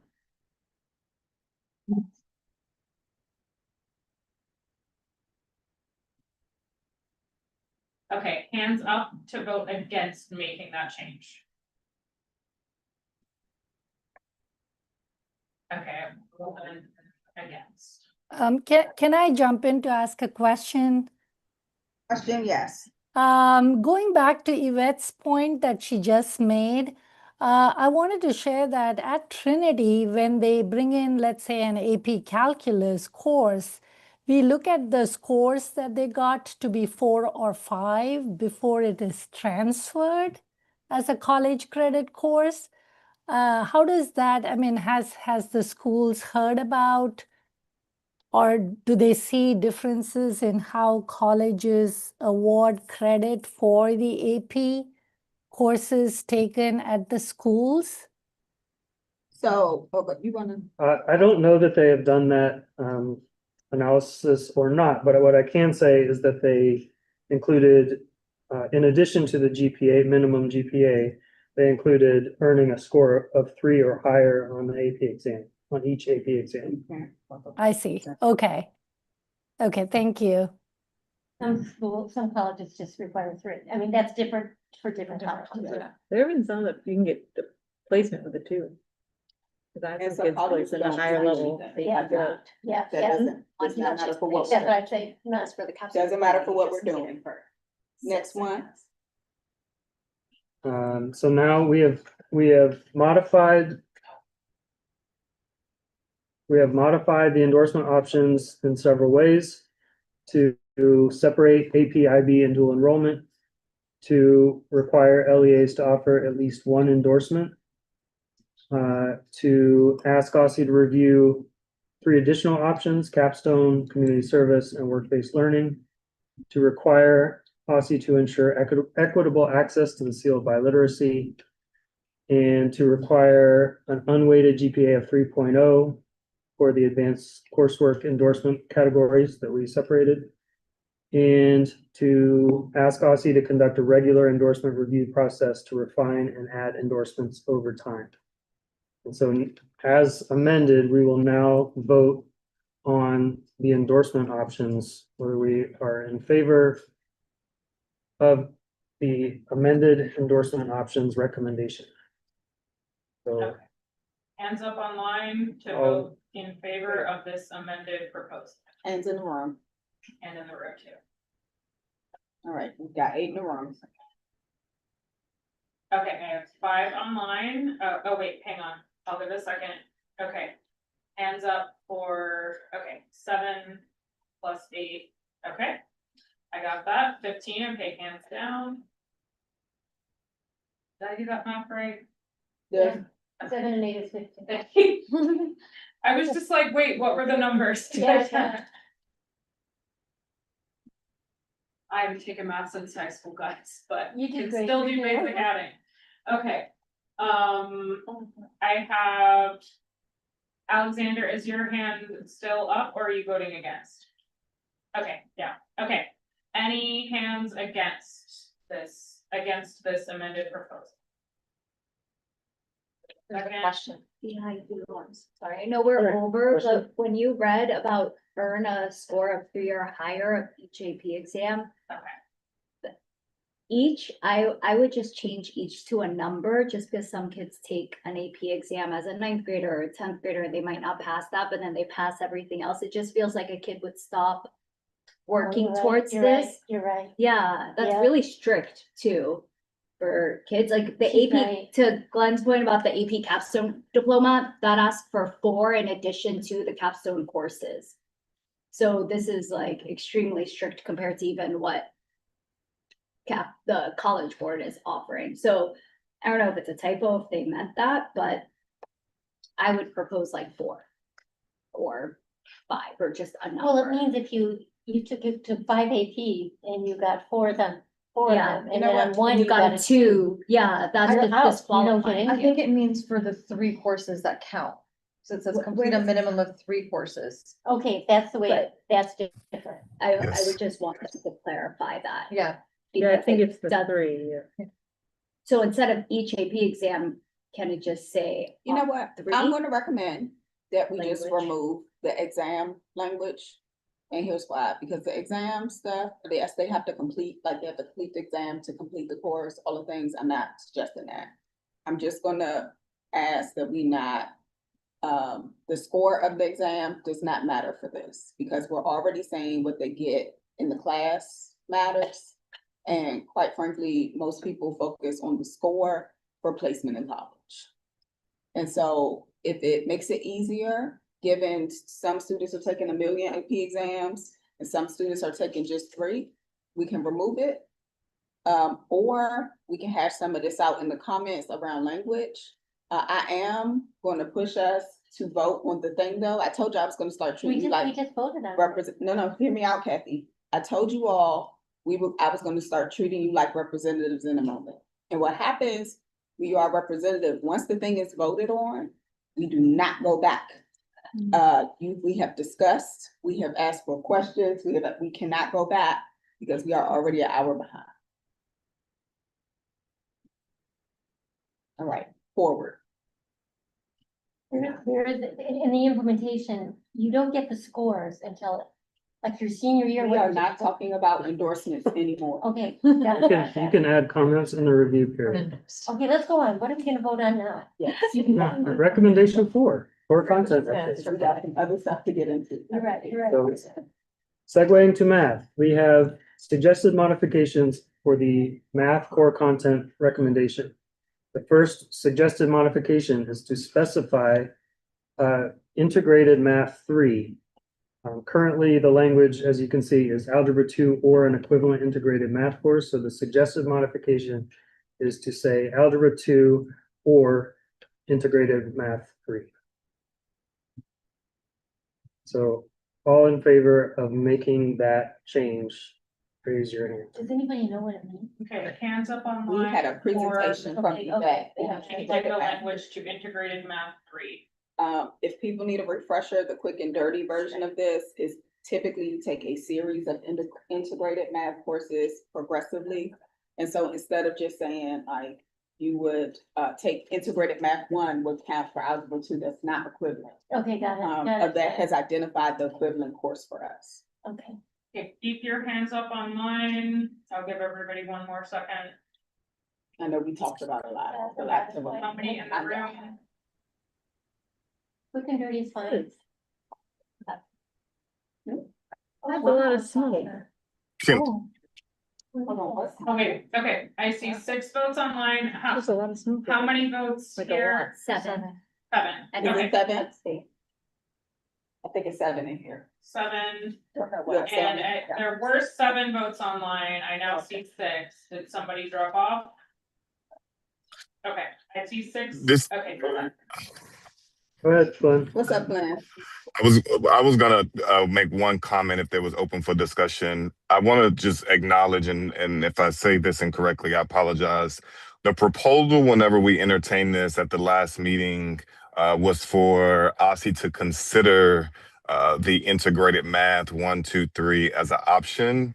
Based on the understanding, this integrated math, the levels of integrated math do not currently exist in ways in which it does in other states. And so I would just caution us in recommending modified language that currently does not exist should the math task force come back and indicate that integrated math level 1 would then begin at 8th grade or 7th grade, as opposed to what we currently know for Algebra 1 to traditionally begin at 9th grade.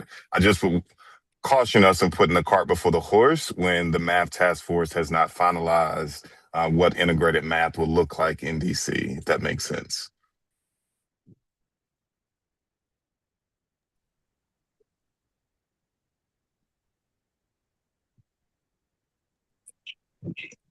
So I just wanted to also, because I think what we're saying is Algebra 2 or an equivalent integrated math course.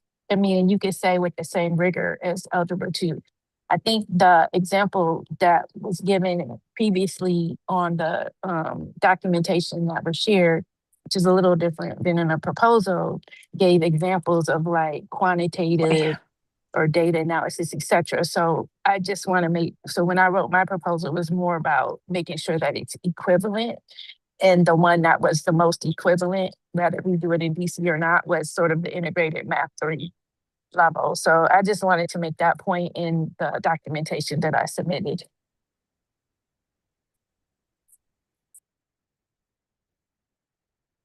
Okay. Agreed, and that makes sense. Right, and we So are we voted on that. sticking with? Yes, we are. Glenn, did you vote? Yes, I did. All right, yes, and we're sticking with the votes. Okay, hands down.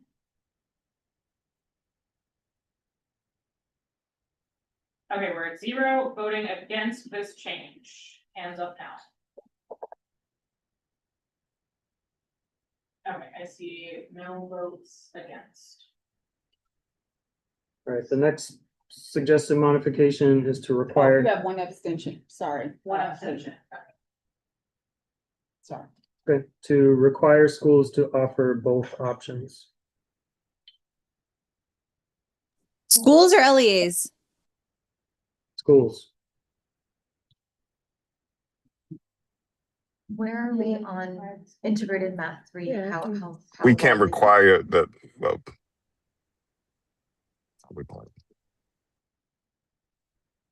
I'm a no on schools. Glenn, were you saying we can't actually do that? Sorry, I was saying at the, I would encourage that language be listed as require LEAs to offer, as opposed to require schools to offer. Those are LEA decisions, but that's my recommendation. But I appreciate the representative's thought on, let's vote on the language, and my vote there would then be no. Require LEAs to offer at all campuses.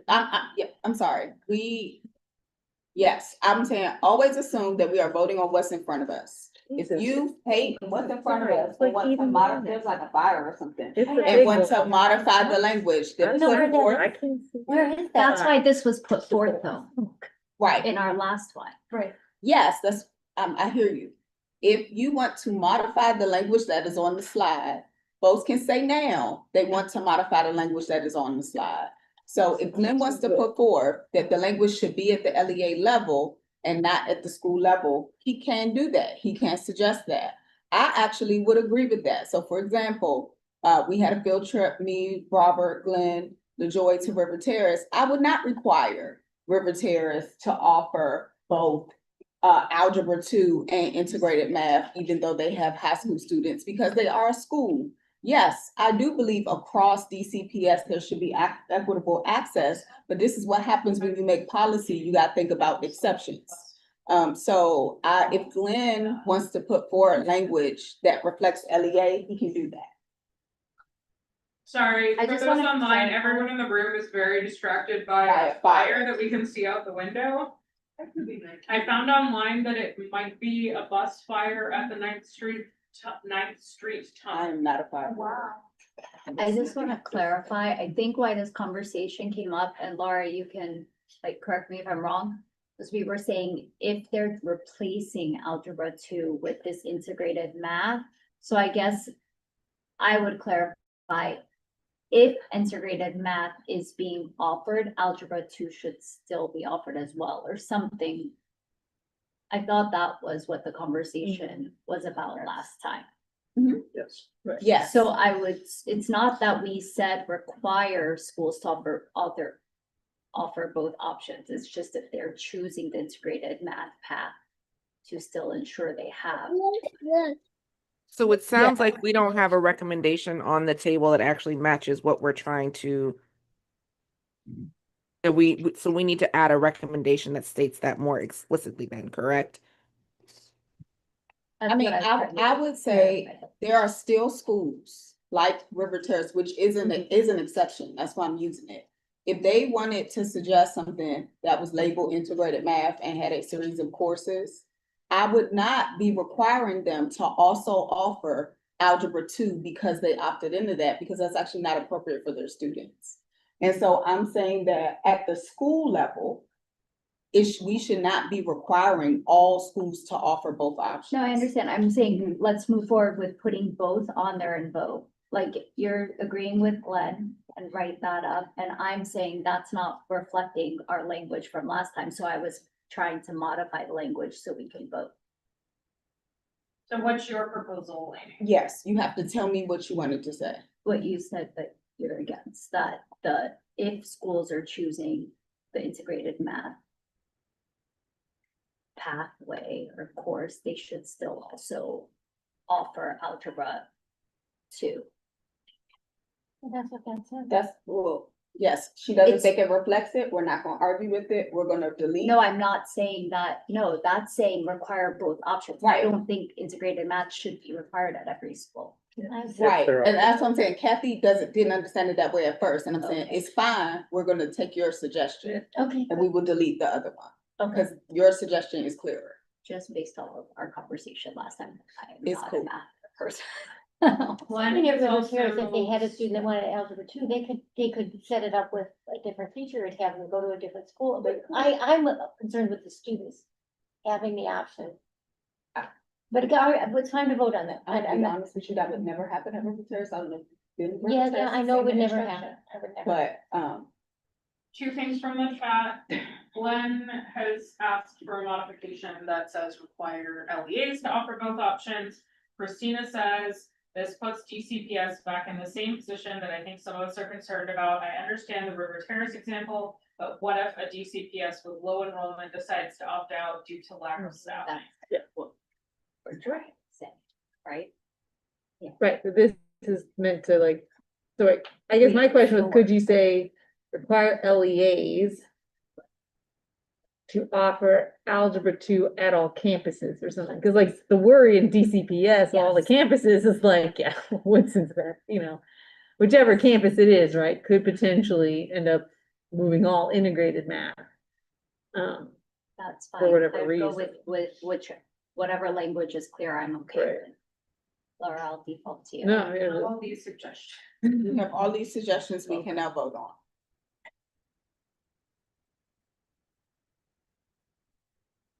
Let's vote on them. We are taking no more suggestions. Okay, let's start. All in favor of requiring schools to offer both options? We have none in the room. So any hands online for requiring schools to offer both options, integrated math 3 and algebra 2? I see no. You can offer, you can vote for as many of those as you want. We are gonna vote on each one. No, but Yes, you can vote for as many as you want, just like everything else. We're not changing the rules. Okay. Do we want to do a vote against or assume that since it was 0, everybody's against? Yeah, let's move on. All in favor of requiring LEAs to offer both options? Okay, votes online for requiring LEAs to offer both options. I see 4 in the room. Give everyone a second online, keep your hands up. Okay, I see 5 online, so that's, oh wait, 6. Okay, so that's 10 in favor. Okay, hands down.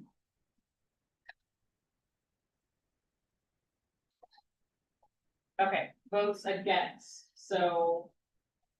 Voting against requiring LEAs to offer both math options. I voted yes, but I wanna vote no. Okay. I'm so sorry. Sally wants to You wanna shift. On the change your vote. require schools to offer both From options, 10 to 9. right? That's the one. Wait, Hold on. This is require No, LEAs. let's- to offer let's- both. Let's stop. Let's stop. Okay, require schools to offer both options. Did anybody vote yes? All right. Require LEAs to offer both options. Who is voting yes? okay, online again, raise your hand for requiring LEAs to offer both options and keep your hand up.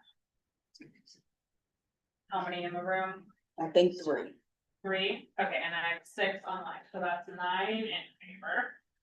Okay, hands down. And who is against offering LEAs to require both options? Okay, voting against requiring LEAs to offer both options. Hands up now. Hands up online. All right, that's 2 in the room. 2 in the room, 0 on. Yeah, I'm abstaining. I'm about to ask for that next. Just give me a second. Okay, so is that, How many people would like to abstain from this particular option? Yeah, everyone else. 1, 2, so 3. did anyone online want to abstain? No. We have 3 abstentions in the room. Okay. So are we saying that one has passed? Technically, it passes, yes. let's continue. Require LEAs to, unless some absentee votes change it. Require LEAs to offer Algebra 2 at all campuses. Okay, hands up online for requiring LEAs to offer Algebra 2 at all campuses.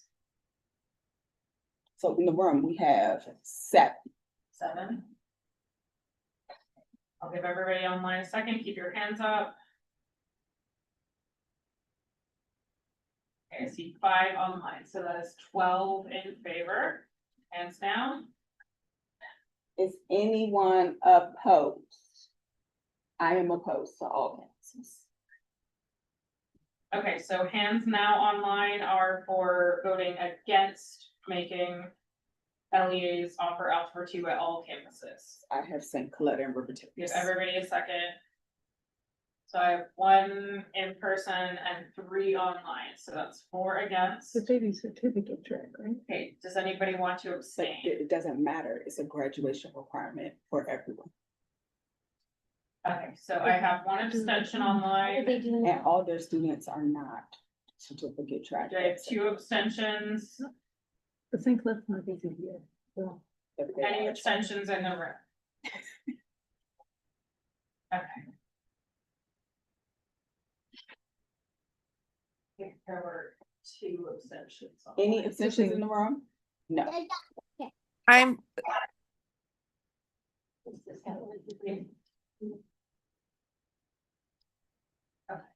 even like, so we give the other diploma track, it could just be offered. Doesn't mean they could still take integrated math. Oh, who would you offer to? I mean, like if no one signs up for it, then you don't have to do it, but like it'd still be available. Why would you do that? What they have to do now. We do, I mean, what do people that virtually Terrace to do do now? a million different things? What do they do now? It doesn't matter. They don't offer Algebra 2 because none of the students take Algebra 2. Yeah. And it's not because it's not offered, it's because it doesn't matter. It's But we would now be But required. it's still a, It's okay, we have voted, but we are moving on. If schools are choosing to offer integrated math, they must still offer Algebra 2. Okay, so voting in favor of this modification, if schools are choosing to offer integrated math, they must still offer Algebra 2.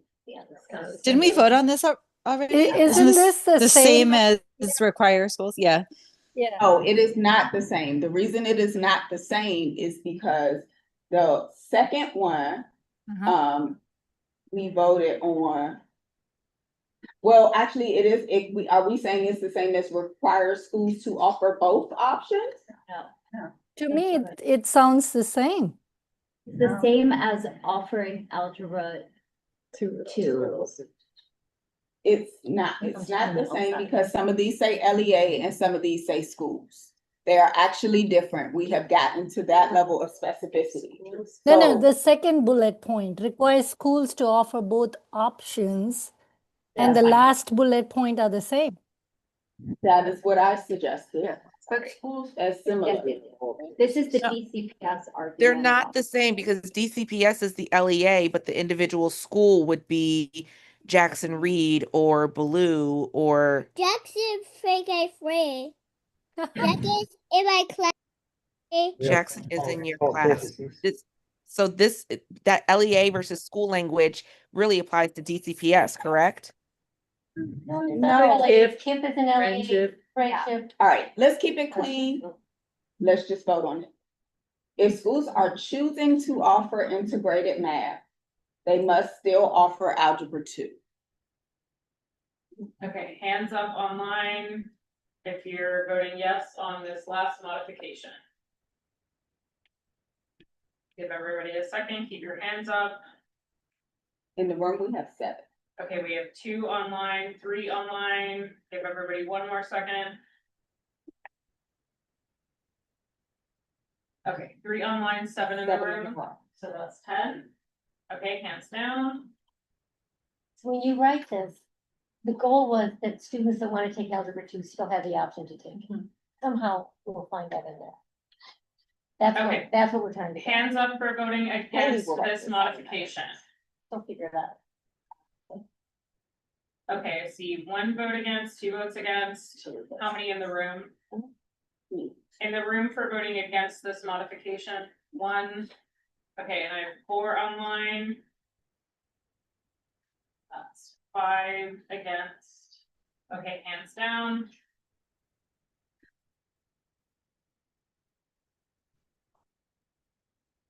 Okay, Bridget, do you want to go put your hand down?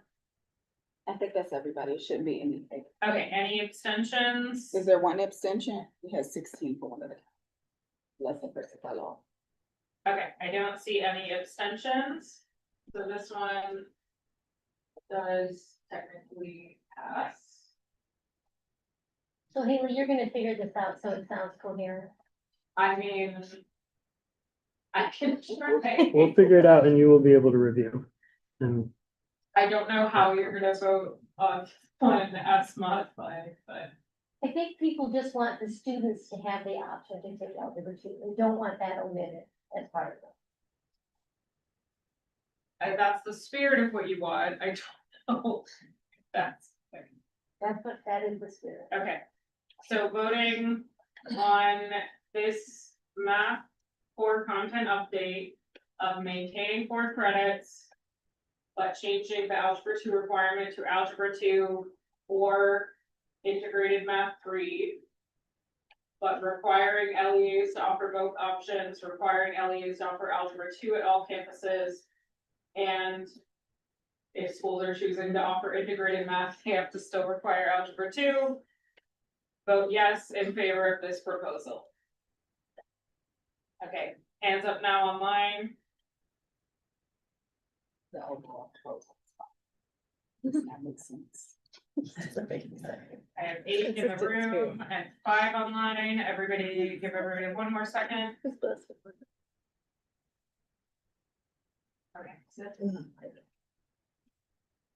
Okay, so that's 14 in favor, hands down. Okay, now vote against, if you want to vote against this change. Vote against the change to Algebra 2 or integrated math 3. Okay, I see no hands online or in person. We'll say 0 against. Any abstentions?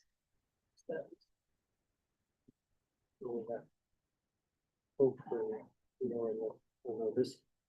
So you are voting yes on that recommendation as modified.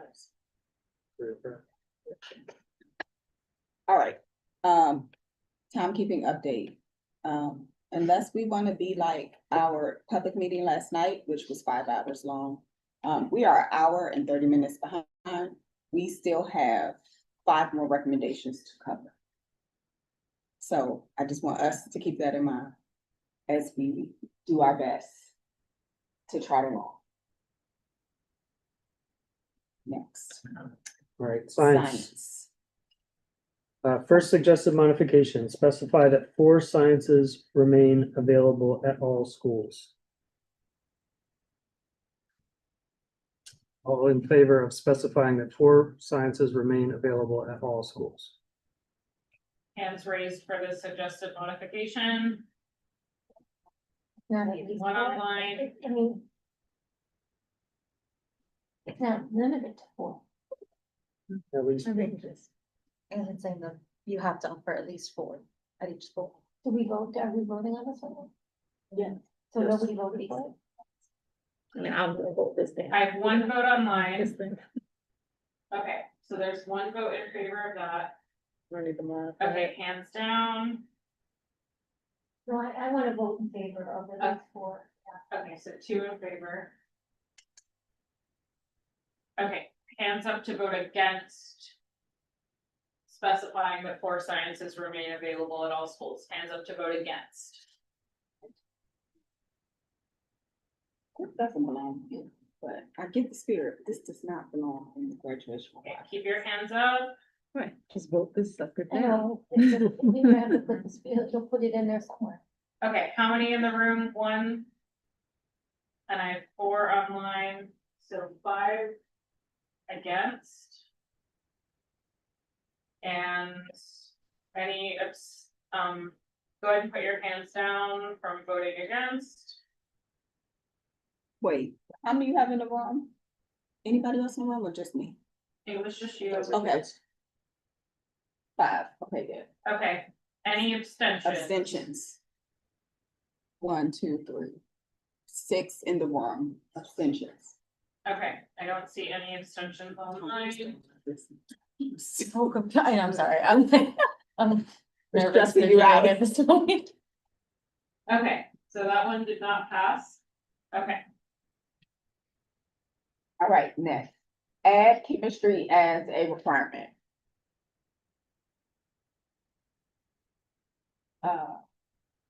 so this is specifying that one of those 3 credits must be chemistry.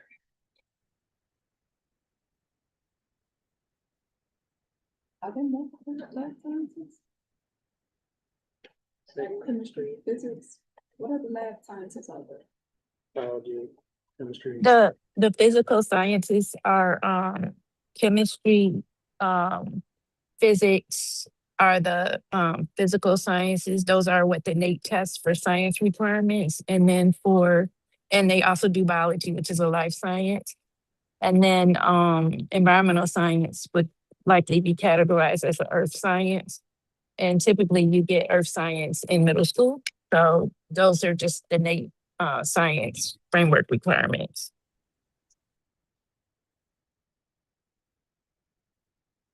Okay, so I see a hand up. Is that to ask a question? There's a vote, yes. No, okay.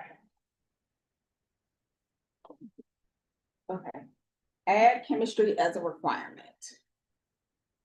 Hands in favor. Okay, hands in favor of voting to make chemistry a required science. Any in the room? Okay, I see 2 online. I'll give everybody 1 more second. Okay, 2 in favor. Okay, hands down.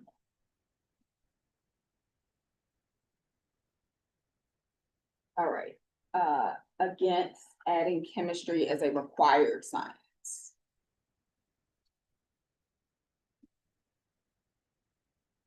Bridget, okay. We fixed it. Okay, how many votes here? 4. 4, okay, and I see 3 online, so that's 7 against. Okay, hands down. We are now recording abstentions. Any abstentions? 1, 2, 3, 4 in the room. 4 abstentions in the room. I see 1 online. Okay. Okay, so did not pass. All right, add earth. I'm gonna treat this slash as an or.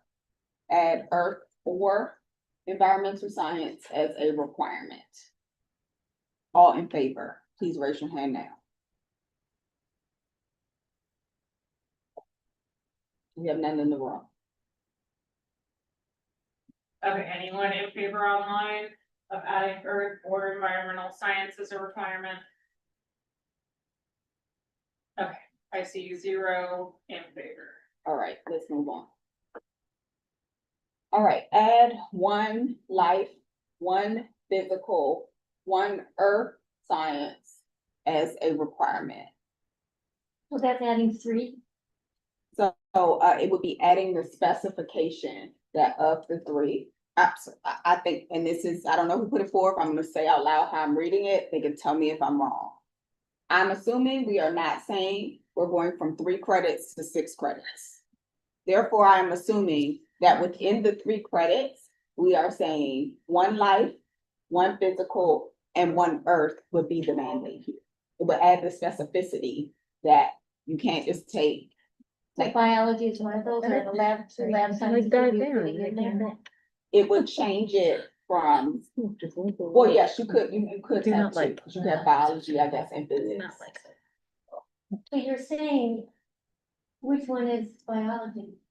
A lab science. No, but You're saying one life Life science, science. physical, and one earth space science, which one is biology? Life. A lifetime. Life science. Any more questions about this before we vote? I have one clarifying question. Is a lab science available under each of these three categories? There are lab science available under, I believe, life and physical. I don't know if there's a lab under earth or space. But right now, per the proposal, biology would be one of the required labs, so. Chemistry, not earth. I don't know. Physical. That's a vet question. That's not an Ebony Rose question. I'm very honest about what I don't know. So sorry, I was gonna say yes, biology has a lab and the physical sciences, chemistry has a lab and physics has a lab. Earth science does not have a lab, or environmental science, which would fall kind of under earth science, does not have one. And I'm not sure about the other sciences that fall under that category. Thank you so much. It's helpful. I was not wrong. Okay, other clarifying questions. I felt really good about that. So I do not consider myself a scientist. Great. Okay, so you're gonna vote on this final one? Yes. All right, so we are voting to add the specificity that the requirement of the 3 credits would include 1 life science, 1 physical science, and 1 earth or space science. All in favor? Anyone in favor online? Actually, don't think this.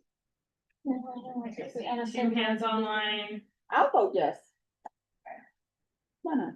Okay, I have 3 in favor, hands down. I like the idea of exposure. Okay, any votes against? Votes against this modification? I see 3 online, 1 in the room. 5 online. Okay, so that's 6 against. Okay, hands down. Abstentions. All right, we have 1, 2, 3, 4, 5, 6 in the room. 6 abstentions in the room. I don't see any abstentions online. Okay, so none of those pass.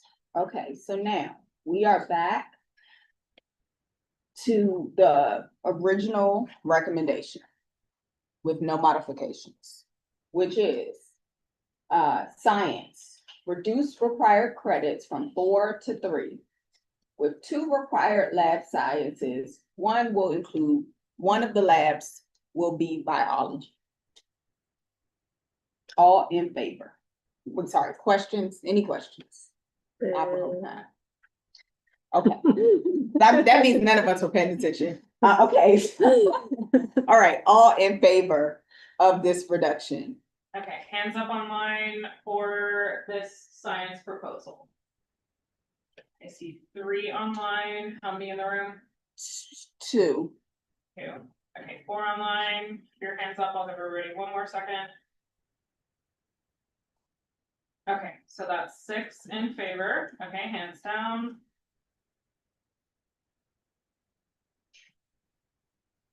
Okay, now voting against this change. Against in the room, 1, 2, 3, 4.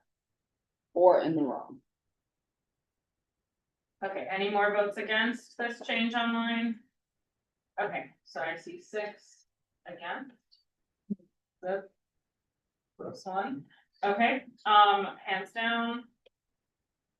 I vote against the break. Okay, abstention. I was gonna abstain, but I vote against the break. Cool.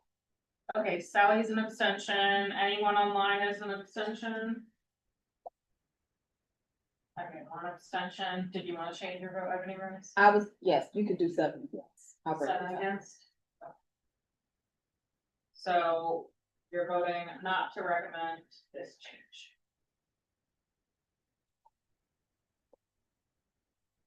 Hopefully an easy one. So did we just vote against reducing it to, okay, I just. wanted Yes, to you hear what- voted against reducing it.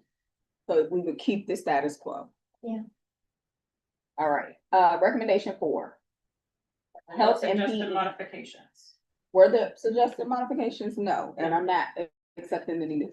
All right, so amend to 1.5 credits of health and PE. The change here is specifically saying that you get 1 credit of PE and half a credit in health education. It currently combines both of them together. It is not a change in the overall number of credits. All in favor of separating them out? The change is also from health to health education. Yes. Okay, so votes online in favor of this, this proposal for PE and health education. All right, we got 8 in the room. 5 online, 8 in the room. Okay, 13 in favor. Okay, hands down. Half we need another vote.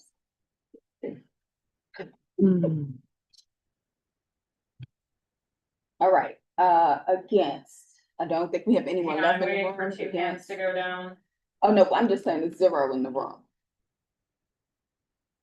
There were 8 of us. Okay, voting against this change. I see 2 hands online. Are you voting against this change? 1 hand online? Okay, Yep. we have one vote against. Okay, All right. any abstentions? Our votes are counted for in here. Okay. Okay, I do not see any abstentions. Okay.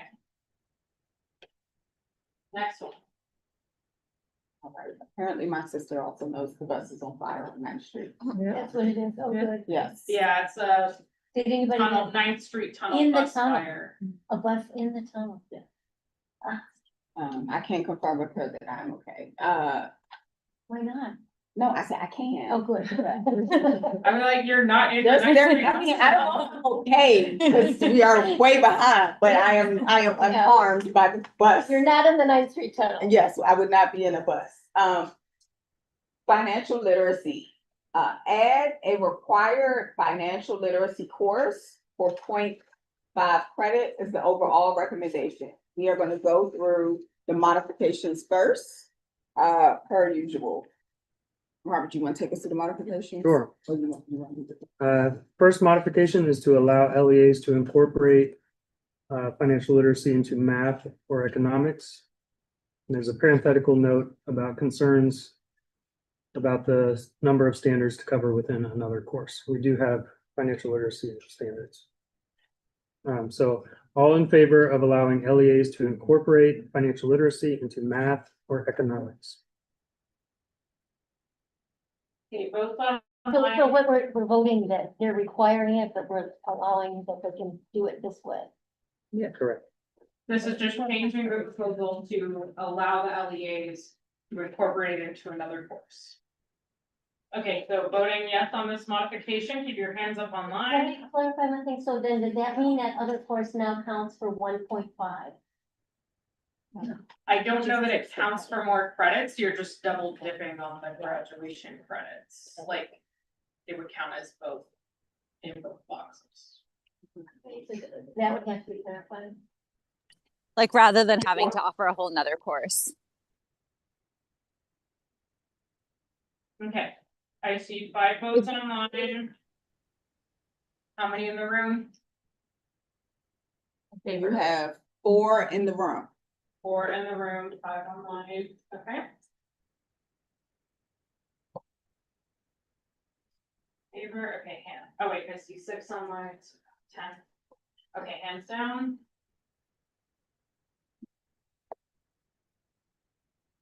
Okay, votes against this modification, against allowing LEAs to incorporate it into math or economics. For room.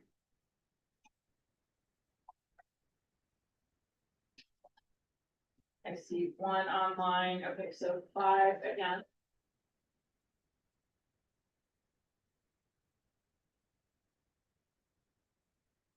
Okay. And they're down, so any extensions? You shouldn't have any, I think we're at 6:15 now. Okay. Emily did have to, She dropped off, for right, childcare. okay. Correct. Okay. So that one is yes. Allow LEAs to incorporate financial literacy in a general post-secondary planning course.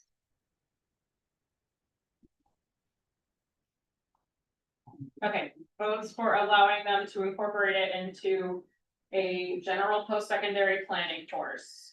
Hands up online, You have 3 in the room. 3 in the room, 3 online, so that is 6, oh wait. 7 in favor. Okay, hands down. All right, against, allow LEAs to incorporate into general post-secondary planning course. Against. 1, 2, 3, How many in the room? 4, and 5 in the room. 5, okay. I don't think, I think that That's would mean 15. there's no abstentions. Yeah, so that one failed. Okay, that one fails. Okay, Okay, so we're going back up. Financial literacy. The amendment as modified, I understand it to be adding a required financial literacy course, which could be incorporated into a math or economics course. Any questions? I've read that as we understand it. Cool. All in favor? okay, voting in favor of this modified requirement. Eleni, where are you on this? Yes or no? Okay. We can't vote. You can't vote? And keep your hands up Oh, okay. online. We have 8 in the room. Okay, I see 4, 5 online, so that is 13. Okay, hands down. I think 6 went up. Oh, 6 online, thank you. All right, so, the one person left, are you opposed Any votes or you're against? abstaining? Opposed? I don't see any votes against. Any abstentions?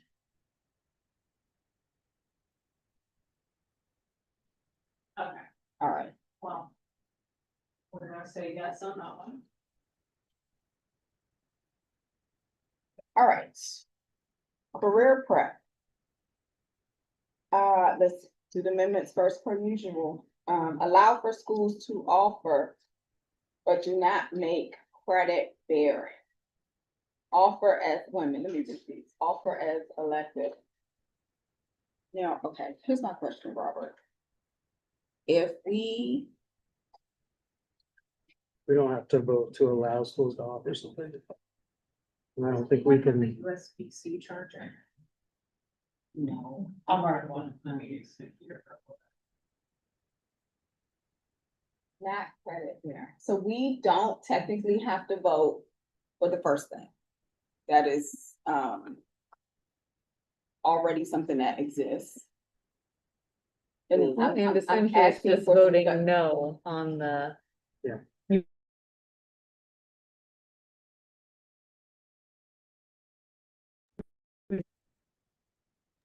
You could make it a requirement, but not credit bearing the way like a post-secondary plan, I guess, would be. But maybe we should vote on the requirement first.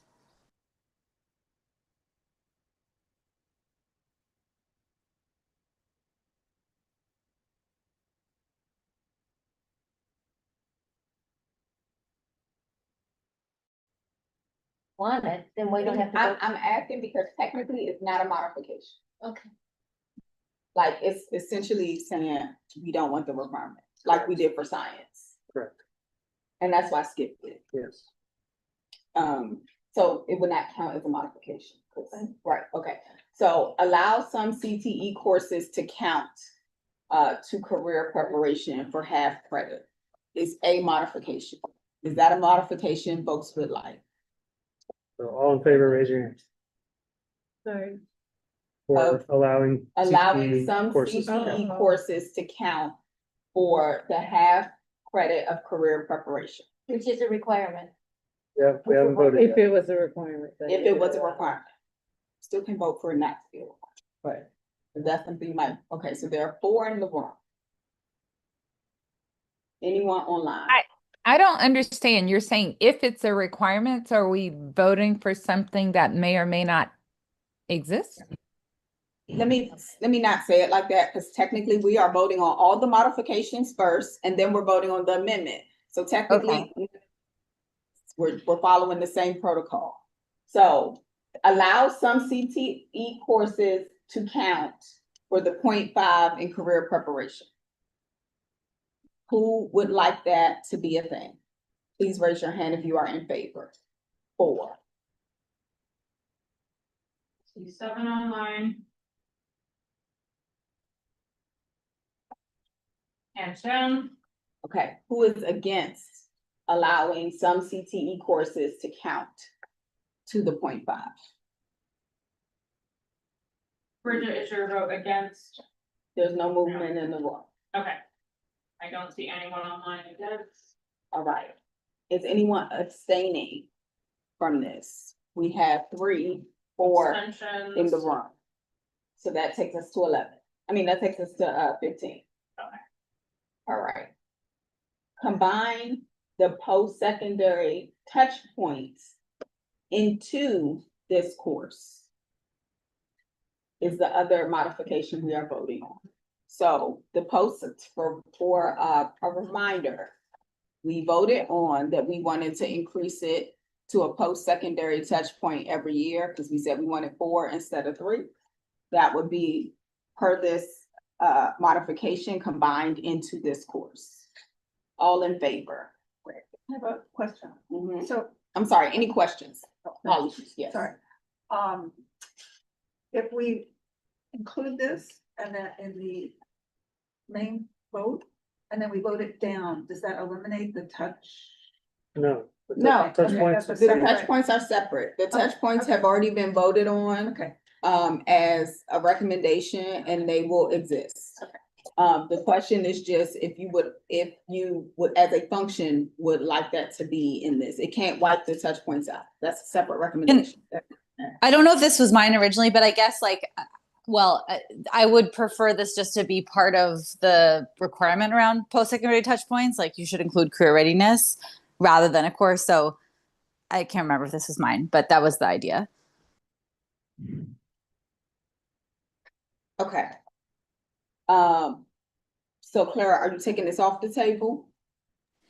Yeah, I think, well, I guess it's like we could make it a requirement that all schools offer career readiness the way that we say we want all schools to require post-secondary planning, but not have it be, I mean, I'm against it as a course, so I guess, but of course, like you want schools to do this. So that was the idea there, just incorporate career readiness into post-secondary planning. I don't think we need to actually vote on that. It could be an implementation piece, but I don't know if that helps clarify. That sounds like something to flag for the implementation of the board. Yeah, exactly. Yeah. So Clara is removing this off the table, so we do not have to vote. Okay, I see 3 hands online. Are those questions? Bridget, do you have a question? Okay, thank you. So there's no hands online now? No hands. All right, so now, the the recommendation as modified, reads, add a career preparation course for 0.5 credits, which can be fulfilled by some CTE courses. Any questions about that? All right.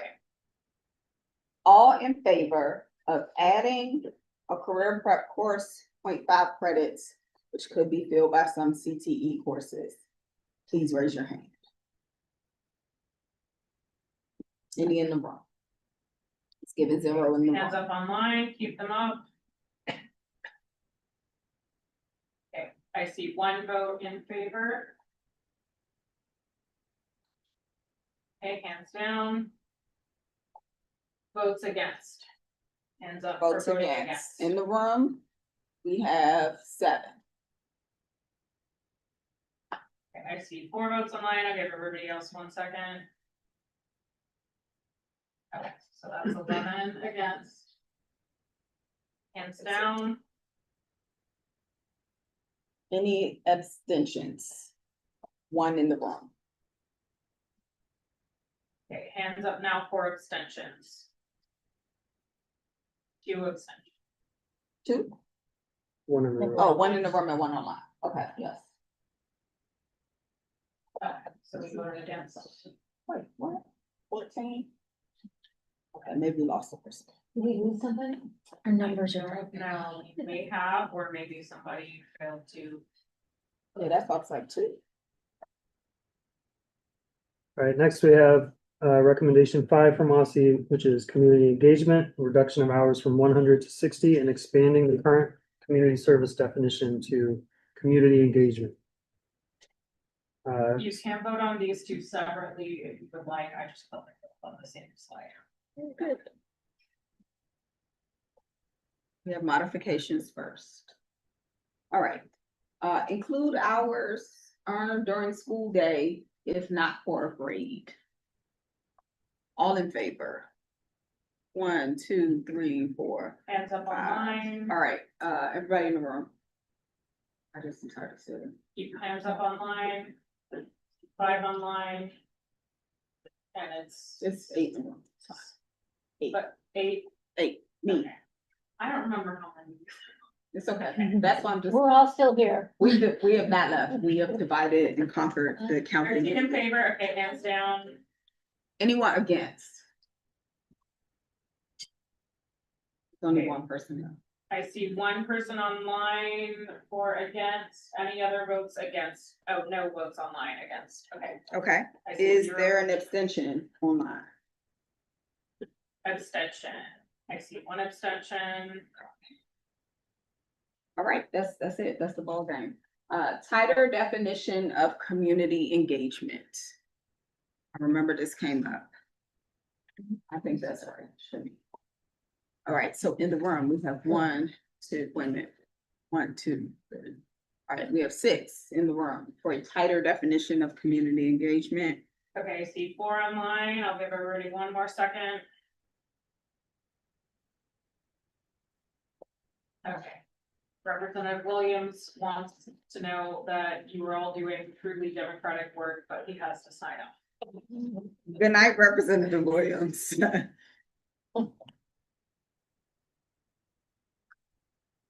All right, Okay, hands down. are we doing against? Bridget, is your vote for or against? Against a tighter definition. Okay, votes now for against a tighter definition. Any votes against? So if you're fine with the current We definition. have 1. Hands up. We have 1 in the room. Online. Okay, any abstentions? 1, 2 in person, any abstentions online? Okay, so that one. Does pass. Yes. Okay. Unless. Absentee Unless votes the come in. online votes tomorrow too. Because it is not, Okay, majority of 22. All right, change the language from 60 hours to at least 60 hours.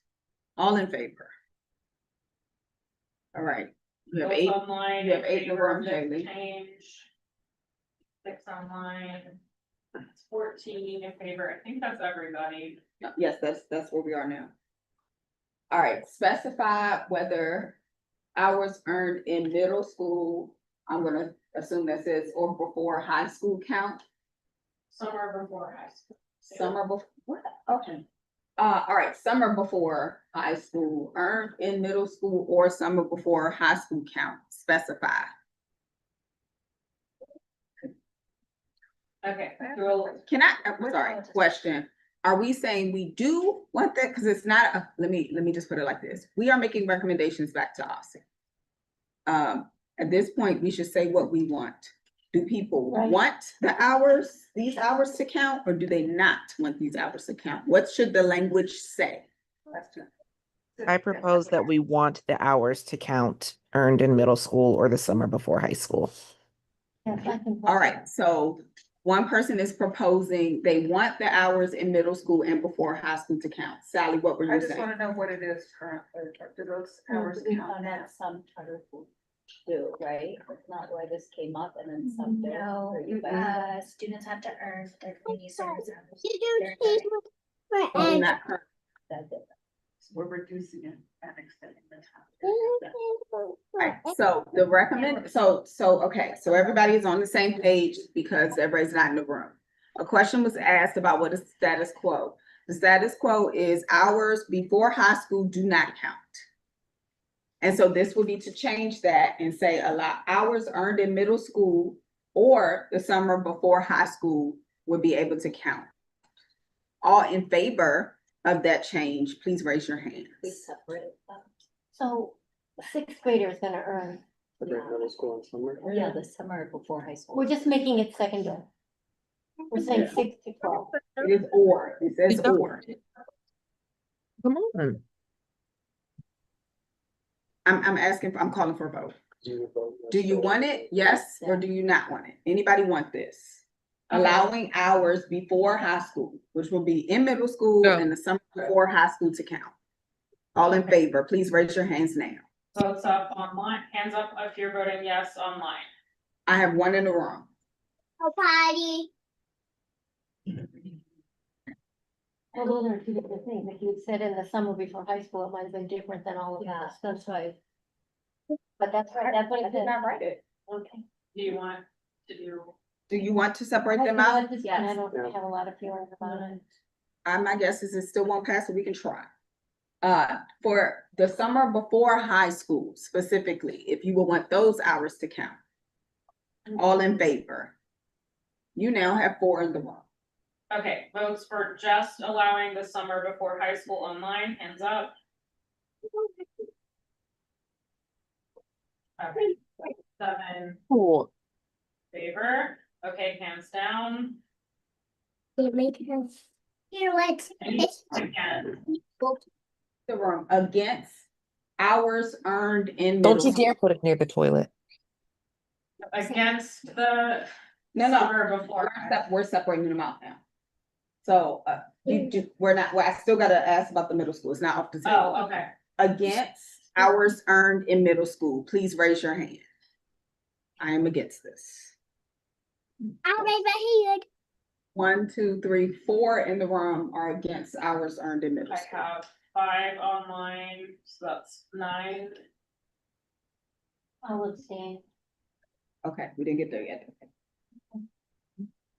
Okay, just probably a moment. All right, abstentions. I know I have 1 from Kathy. I got 1 from Laura, 1, 2, 3. 3 in the room.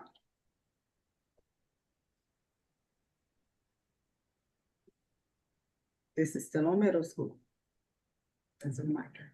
Make your hair wet. I don't see any, Yeah, I don't see any abstentions online. Okay. All right. That does. Hours earned in the summer before high school count. All opposed to this. They do not want the hours earned in the summer before to count. Okay, hands up for no hours in the summer before high school. I see 1 online, 2 in the room. Okay, 3 against. I don't see the Okay, need for a hands down. reduction and an extension. I think that's correct. Any abstentions? Abstentions. 1, 2. What were you, Robert? In favor? 3 abstentions. All right. This. All right, so that passes. All right, so now, the amendment to the reduction in hours will read. Reduce the community service hours from 100 to at least 60. Starting the summer for high school. And including hours earned in school, if not for a grade. Any questions about the modification? What's the definition? You got it, we are voting on that separate. This is why we ask questions. That way you know what you're voting on. All right. Okay. All in favor Somehow. of the amendment as stated, please raise your hand. Okay, so votes for this first, reducing the hours from 100 to 60, votes in favor, hands up. I see 4, 5 online. You have 6 in the room. In favor, okay, hands down. You're done. All right. Opposed to the amendment as stated. I'm opposed to this on principle. Thank you. Okay, any votes against this change? I think Christina's hand is still, okay. I just have 1 in the room, 1 online.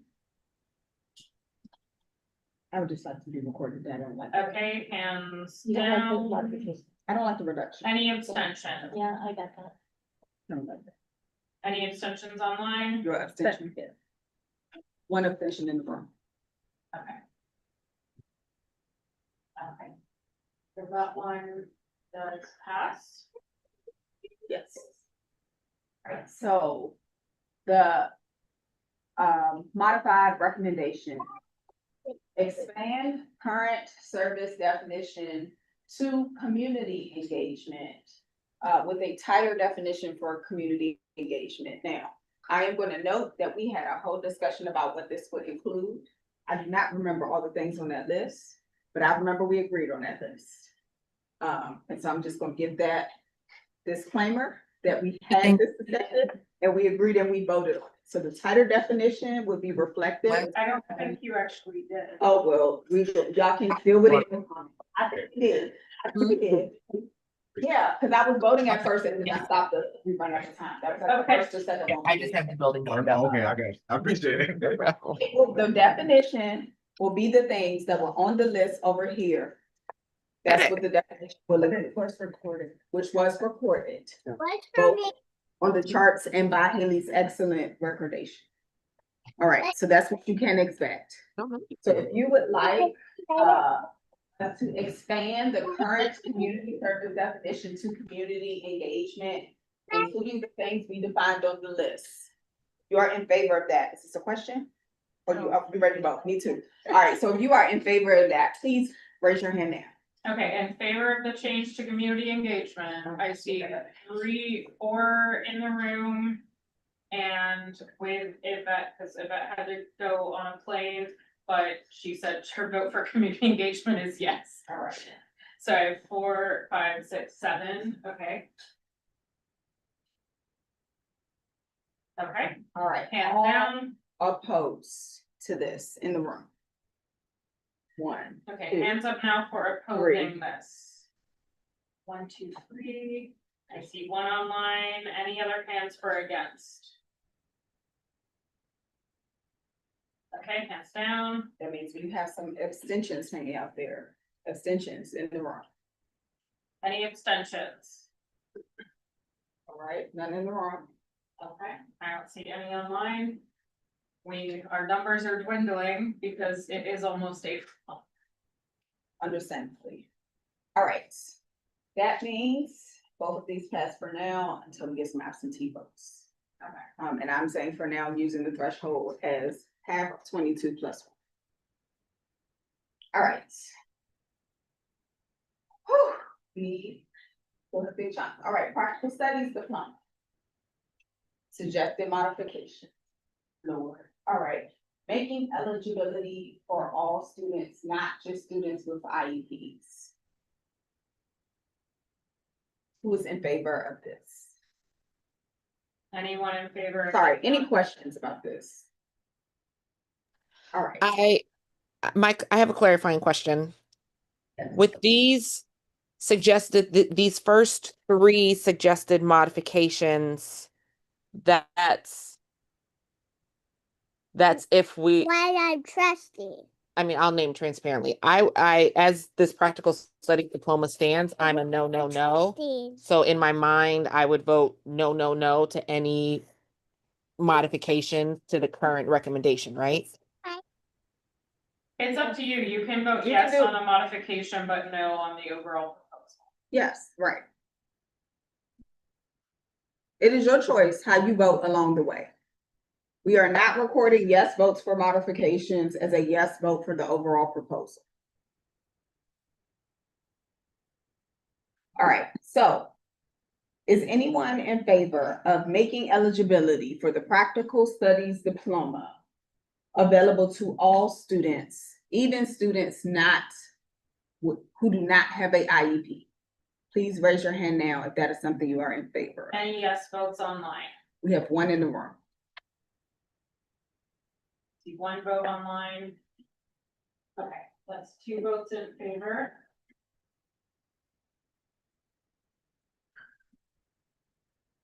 Okay, hands down.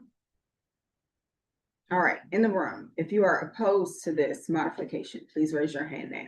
Hands up online for against. 1, 2, 3, 4, 5. Okay, 5 I in only the see room. 1 against online, so that's 6 against. Okay, any abstentions? It's abstentions in the room. I have 2 in the room. Okay, 4 abstentions. All right, so that fails. All right. Allow IEP teams to modify course requirements. Then this would be modifying, I guess, the standard diploma for 2 hours. I was just going to say, in the Dropbox, there's a letter from US Ed essentially saying that the Office of Special Education Programs at US Ed does not recommend this and sees this suggestion as a violation of civil rights under IDEA. Talking about this particular modification? Yeah. Allowing IEP teams to modify diploma requirements to get the standard To get a diploma. standard diploma. They see it as a civil rights violation because it ends student access to FAPE without them having completed all the requirements for a standard diploma. All right, guys, I'm You visiting. can still vote however you want, just wanted you to have that context. I hear somebody talking online. Oh, okay, maybe that was background noise. You're not a task force member. Okay. I have another clarifying question then, based on what you just reminded us of. If they are naming that with this modification we're about to vote on, would then take away FAPE, I'm trusting. then this modification My name is and the practical studies diploma, even if we voted yes, would not acknowledge FAPE. No, what we are saying is, if we allow, so this, let's stick with the modification. This is not, about the practical studies diploma not being in compliance. The practical studies diploma does not terminate access to FAPE because it does not do this. Yes, I'm sorry, I What was- would do this is if we allowed IEP teams to make modifications to the standard diploma, then students will lose access to FAPE. That is the only thing that we are talking about. And so the question is this something we are in favor of as a modification? Allowing IEP teams to make modifications to the standard diploma as a pathway. All in favor, please raise your hands now. I'll add Anyone in the room? for standard diploma to make it clear where you're voting. Thank you. Just in case we get confused later. I don't think we will, but just in case. Okay, any votes online for this modification? Allow IEP teams to modify course requirements for standard diploma. I see 0 online. 4 in room. All right. Anyone opposed? What, wait a minute, 0, we just move on. All right. Allow alternative ways to demonstrate mastery. No more detail. No more detail on that.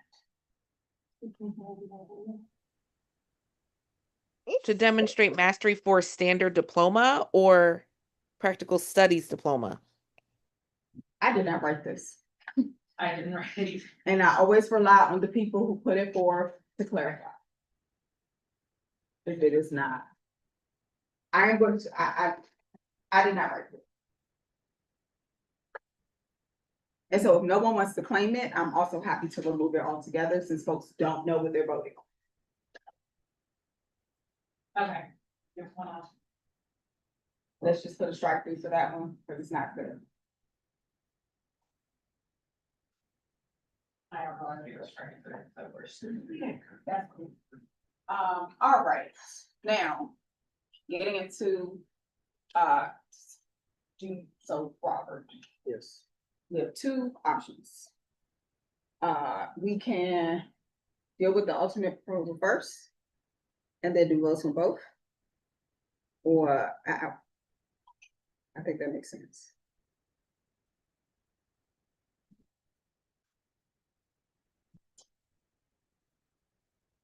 Technically, these are not modifications. So to replace it. Mhm. So we would vote yes or no on alternate proposal and then vote on the Aussie recommendation. I guess. But we can vote on them as separate recommendations. I have another clarifying question in terms of these alternate proposal pieces here. There were additional recommendations in what Dr. LaJoy Christina? Johnson had put forth. Christina? Yes. Give me one second. We're having a little bit of a powwow. My thought was that we would vote for this first and then we would vote for the related alternate proposal.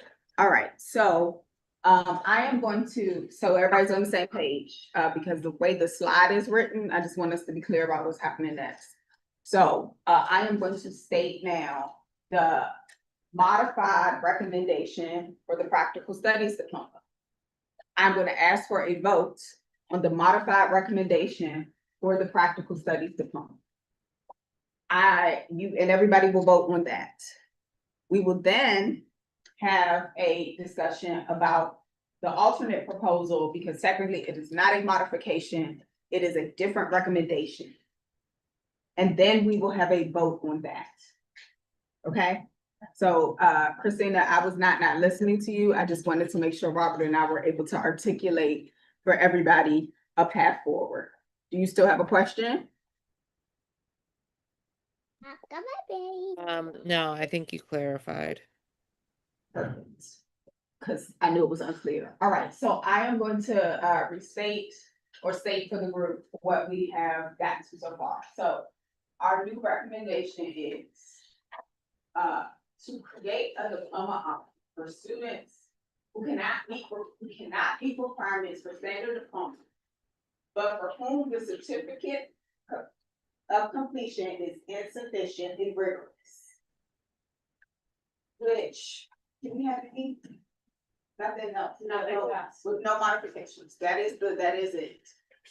So this is a diploma option for students currently on the certificate track, can do more than the certificate track, but even with significant modifications, would not be able to get a diploma, a standard diploma. Any questions? No? All right, let's vote. Okay, votes in favor of the current practical studies diploma as proposed by Aussie, hands up online or in the room. I will vote to consider it, because I don't think the status quo is good enough.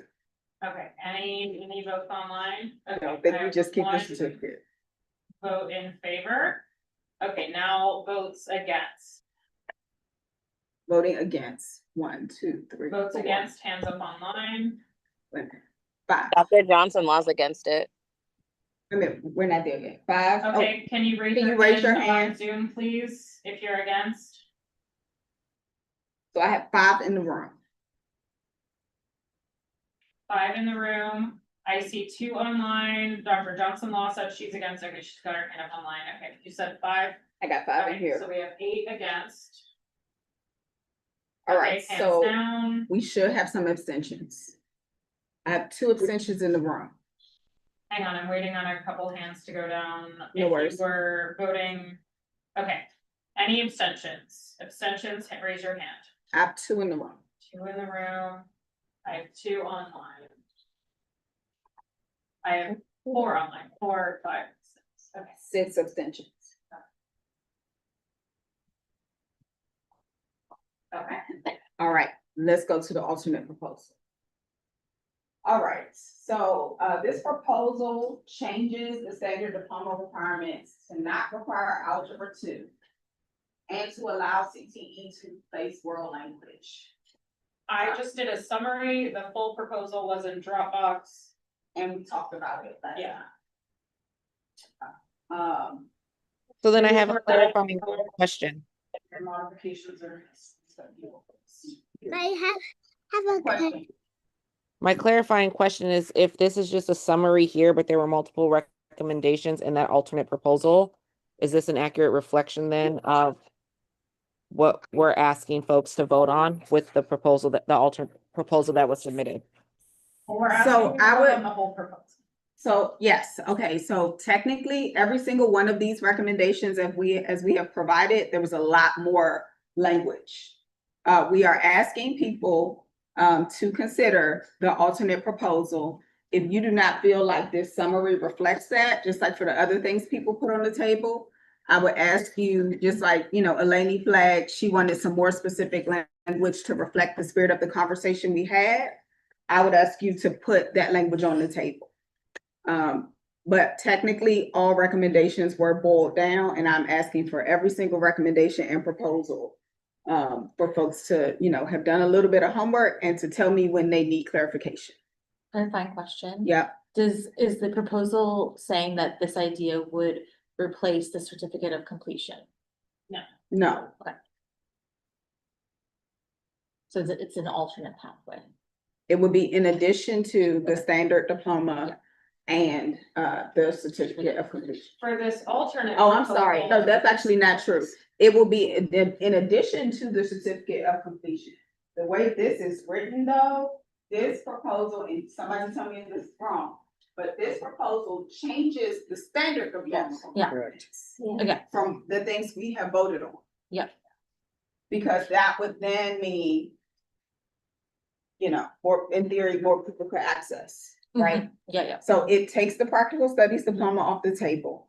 It changes the standard diploma requirements to, instead of requiring the world language, it could be replaced by CTE. And it will not require Algebra 2. But it does not replace the certificate. It just denies that.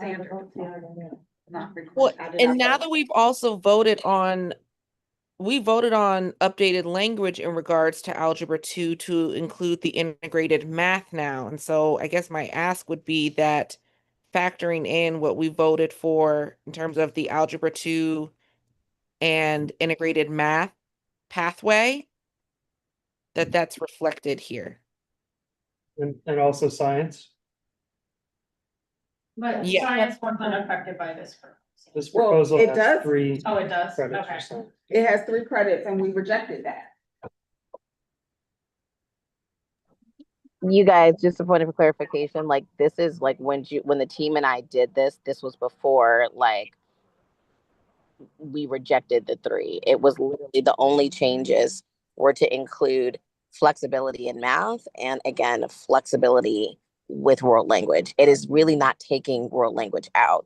It is adding flexibility into world language, which is also in the email I sent earlier to make sure folks understood that. Hi, Courtney Benny. Clarify question, like with world language, does an LEA sometimes have, I know that sometimes there's conversational Spanish, like is it, to fulfill your world language requirements, is it always Spanish 1, Spanish 2, Arabic 1, Arabic 2? It seems to me LEAs do sometimes substitute cultural. I want to be very, I'm not saying I've seen that at the charter level. I think even at the DCPS level, there are. okay, so what we are considering in front of us, and I'm gonna push just like I pushed on all the other recommendations, which is to be very clear about what you want to see. I understand, and this is one of the things we knew we would come up, that votes we take in some places that will affect things we have decided later, right? So I have two questions. One question. Would you, LaJoy and Christina, would you like to reflect that your alternate proposal is 3 credits of science or 4 credits of science? Which one would you like this to reflect? I would like it to reflect the updated version of what the group decided.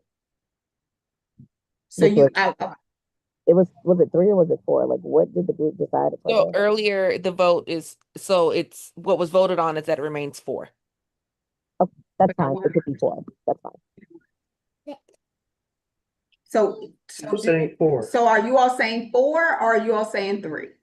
We're saying 4. We're saying that the language we see here still focuses just on the math and the world language. Okay, so now the second, so that is the first question. The second comment, Kathy, is the way this is written. It is you would be able to switch out of world language. You would be able to fulfill that requirement with CTE. I'm just stating what is in front of us, so we're on the same page, and just like for everything else. And the possibility of allowing cultural competency was a suggestion that Sally uplifted when we discussed this last proposal. And so if it could be to allow CTE and or cultural competency to replace world language. I think what I'll say, Christina, is saying that CTE replaces world language is the stumbling block. Say it again, So Kathy. you're saying that allowing cultural competency to replace world language. I'm saying that if you say you can just CTE replaces world language, that's different. I got you. So LaJoy, I'm going to lean into you. I am open to it to moving CTE and changing it to cultural competency. Oh, it's not cultural competency. What is it, Sally? Yeah. This was something that was again modeled after we were looking at Montgomery County, and when we were thinking about CTE, we were thinking about where people are in like multiple languages. Like if it's a place where they're bilingual, it's like okay, you get like an immersive experience to be able to learn a different language just in a career in some type of career setting. And so that was what we were thinking around CTE. But again, to Christina's point, we can just say and or again, it could just be updated to cultural competency. And again, thank you, Sally, for raising up the points. We were just trying to figure out more options to be able to satisfy the requirement and for our students to be able to get the experience of learning a language, a different language. All right, so Sally, I see your hand in the room, and then if there aren't other clarifying questions, I want us to agree on what this language says so we can take a vote. Yes. This is not a clarifying question. It's just a Understood. concern, if I could put on the table, that I feel like this, getting rid of the world language requirement, which is what this is too drastic a vote without adequate. I know we spoke about it briefly the last time. LaJoy put out some interesting paper in the last day, I guess. So I feel like, we'll take a vote, but I feel like Sally, it's not to get rid of it. We're not getting rid of it. It's just other ways of satisfying it. We're not trying to get rid of it. We're just asking for flexibility of other ways to satisfy the requirement. That's it. Again, I view this as, unless we sit and wordsmith the language, to me, it is getting rid of the requirements, especially the CTE. But anyway, that's my concern, is not adequate. I hear your concern. All right, so are there changes to the language Or are we keeping the language as the same? Just like we had done for all the other recommendations. I'm asking, what do people want to see? So we know what we are voting. So I'm going to read out loud based on what I'm hearing, based on what we've discussed. LaJoy, please let me know if I'm incorrect in this, but here is what we're proposing for the language. This proposal changes the standard diploma requirements to not require Algebra 2. Note that the task force voted to allow integrated Math 3 and to allow cultural competency to serve as an alternate pathway to world language credit. Yes. All right. So that is what we are voting. But they Still modified says, it still says to replace No, we- world language. Haley is updating the slides, and let's just remember that people type a little bit slower than they talk. My Um, apologies. That is what we are voting on. I will also flag the update to reflect this will still require 4 science credits. All right. All in favor of this proposal, please raise your hands. Okay, anyone online, hands raised if you're in favor. Give everybody one more second. Okay, we have 2 votes in favor. I have none in the room. Okay, wait. Alexander, were you voting yes? Okay, I think it's 3 votes. All right. Okay, hands down. Hands down. Against this proposal. Okay, votes against this proposal, raise your hand online. 5, 6. Can't even count. Too In the tired. room. 7 against. Okay, hands down. All right. Any abstentions? Abstentions in the room. 2 abstentions in the room. 2 abstentions in the room, 1 abstention online. Wait, how many abstentions in the room? 2? 2. Okay, 4 abstentions. I had 0 in favor, 6 yes. I mean 0 in favor, 6 against, 2 abstentions. Okay, so that did not pass. All right. Okay. All right. Do you have anything else left? We do. We have 2, 2 alternate proposals. so close. Go really fast, guys. 8:17. All right, we had the proposal made by Bridget Jackson on an advanced studies diploma. Which she explained at the last meeting or the meeting before. Last Hey guys, meeting. I'm sorry. I know I'm out of order, but that proposal had a lot of recommendations in it. So did we just reject the all of the recommendations in it? There were a lot of recommendations in that proposal. What is that proposal? So the one that Christina and I gave, there are different recommendations in it. So that was just what we just voted on. That was just recommendation 1 in that proposal. There's still recommendation 2 about allowing IEP teams the flexibility if they need to waive a requirement, or is that something that even needs to be voted on? I'm just saying, So that was a big that, proposal. okay, so we did vote on that. We voted on recommendation 2. We checked with the U.S. Department of Education, got a letter. And the letter, and Haley was so kind of put it in the Dropbox It's been on Dropbox. for Christine some did time, it. but she reminded us that we cannot do, well, we could do it, but if we did do that, then it would terminate students' access to FAPE. And so we voted, when we were voting on modifications, as that was something we did not want to do.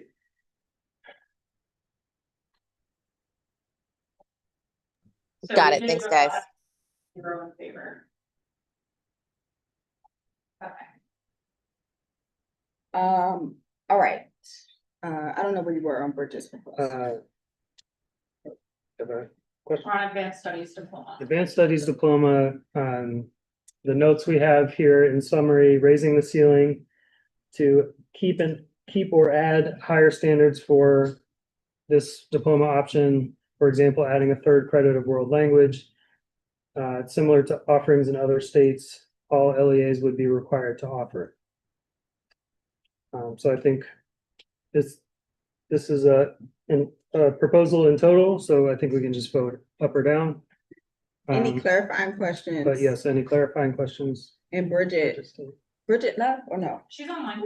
Bridget, okay, I can't I see online. I'm flying blind over here. I just want to say it's basically what we have now. It's basically what we have now. No changes for people who what we currently offer is fine. Kids want to keep going for it since it's so advanced. So that's basically all it is. I would like to add a third world language, but it doesn't even have to be a part of it. I think it should just be 100 hours and what we have now, and just call it advanced studies diploma, because that's what everyone says. Everyone says our requirements are so hard. Well, great. Let's give kids credit for doing the hard work. Can I Clarifying ask a you said this question? already exists? It is not currently called the Advanced Studies Diploma. Bridget is saying that if students meet the high school graduation requirements we have now, it would be those requirements, which is 4 years of science, 4 years of social studies, 100 hours of community service. Probably missing something. But it will be 4 years of math. Yeah. Yes, thank you, Bridget. 4 years of math. So our current diploma with none of the modifications we've talked about. And Bridget, are you saying you do want 3 years of language in there? I'd love the third year of language in there. Let's just call it that. That's what you want, initial proposal. 3 years of language. And the 100 community service hours. Not the reduction, the 100 community service hours. We would like to consider that as an advanced diploma. That is the question Bridget is asking. So all in favor? Can I ask one more question? Yes. And so we voted on the endorsement pathways. Does that also apply then here? I gotta go to my ed council meeting. It could. It might. Yeah. It might. I mean, it could if the kid met the requirement. The endorsements are all very specialized. So a student can get the advanced studies diploma and still not get an and do endorsement that. because Okay. maybe their LEA doesn't offer it, or maybe they didn't go after it. It could be a variety of reasons that a person might get the advanced studies diploma and not the endorsement. And again, I will say, I'm putting this out there because the optics of this whole high school graduation thing looks like we're lowering requirements. This allows us to kind of counter the narrative with, no, we are lowering it for some, but for some that can meet the current bar, the bar remains.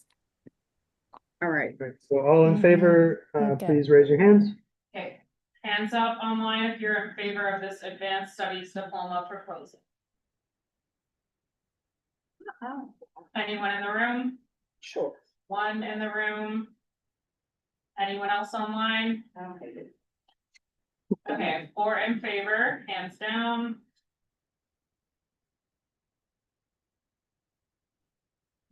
Okay, anyone against this proposal? Hands up online. Eleni is a no also. Okay, Eleni was a no. Okay, Yes. so I have 5 in a row. Any other votes against online? Okay, hands down. I've never missed my council. Okay, any abstentions? Yes, it was tonight. 2 abstentions in the room, any abstentions online? There was a yes in the chat. No, that's from like 10 minutes ago. And Laura's an abstention. Yep. Got it. I counted Alexander's yes for that one. I think that was for the alternate practical studies proposal. Okay, so this did not pass. Okay. So now we have, Did we already vote on? we voted on the first part and we still have the second, Okay. Sally's second recommendation. And we committed to working on some language, some additional language before we vote, and we'll do that vote online, Okay. not in a meeting. But we'll make sure everyone can review the language, the new language, and launch their vote. Okay. Thank you, Sally, for letting us. What's happening everything? That's okay. Very nearly. Yes, so we, Haley, mostly Haley, Ebony Rose and myself will get all this stuff together. We will, you've seen probably the preliminary report. It's gonna be basically that structure of showing what the OSSI recommendation was, what our recommendations are, how we voted. We will include dissenting views, and we will also include suggestions around implementation.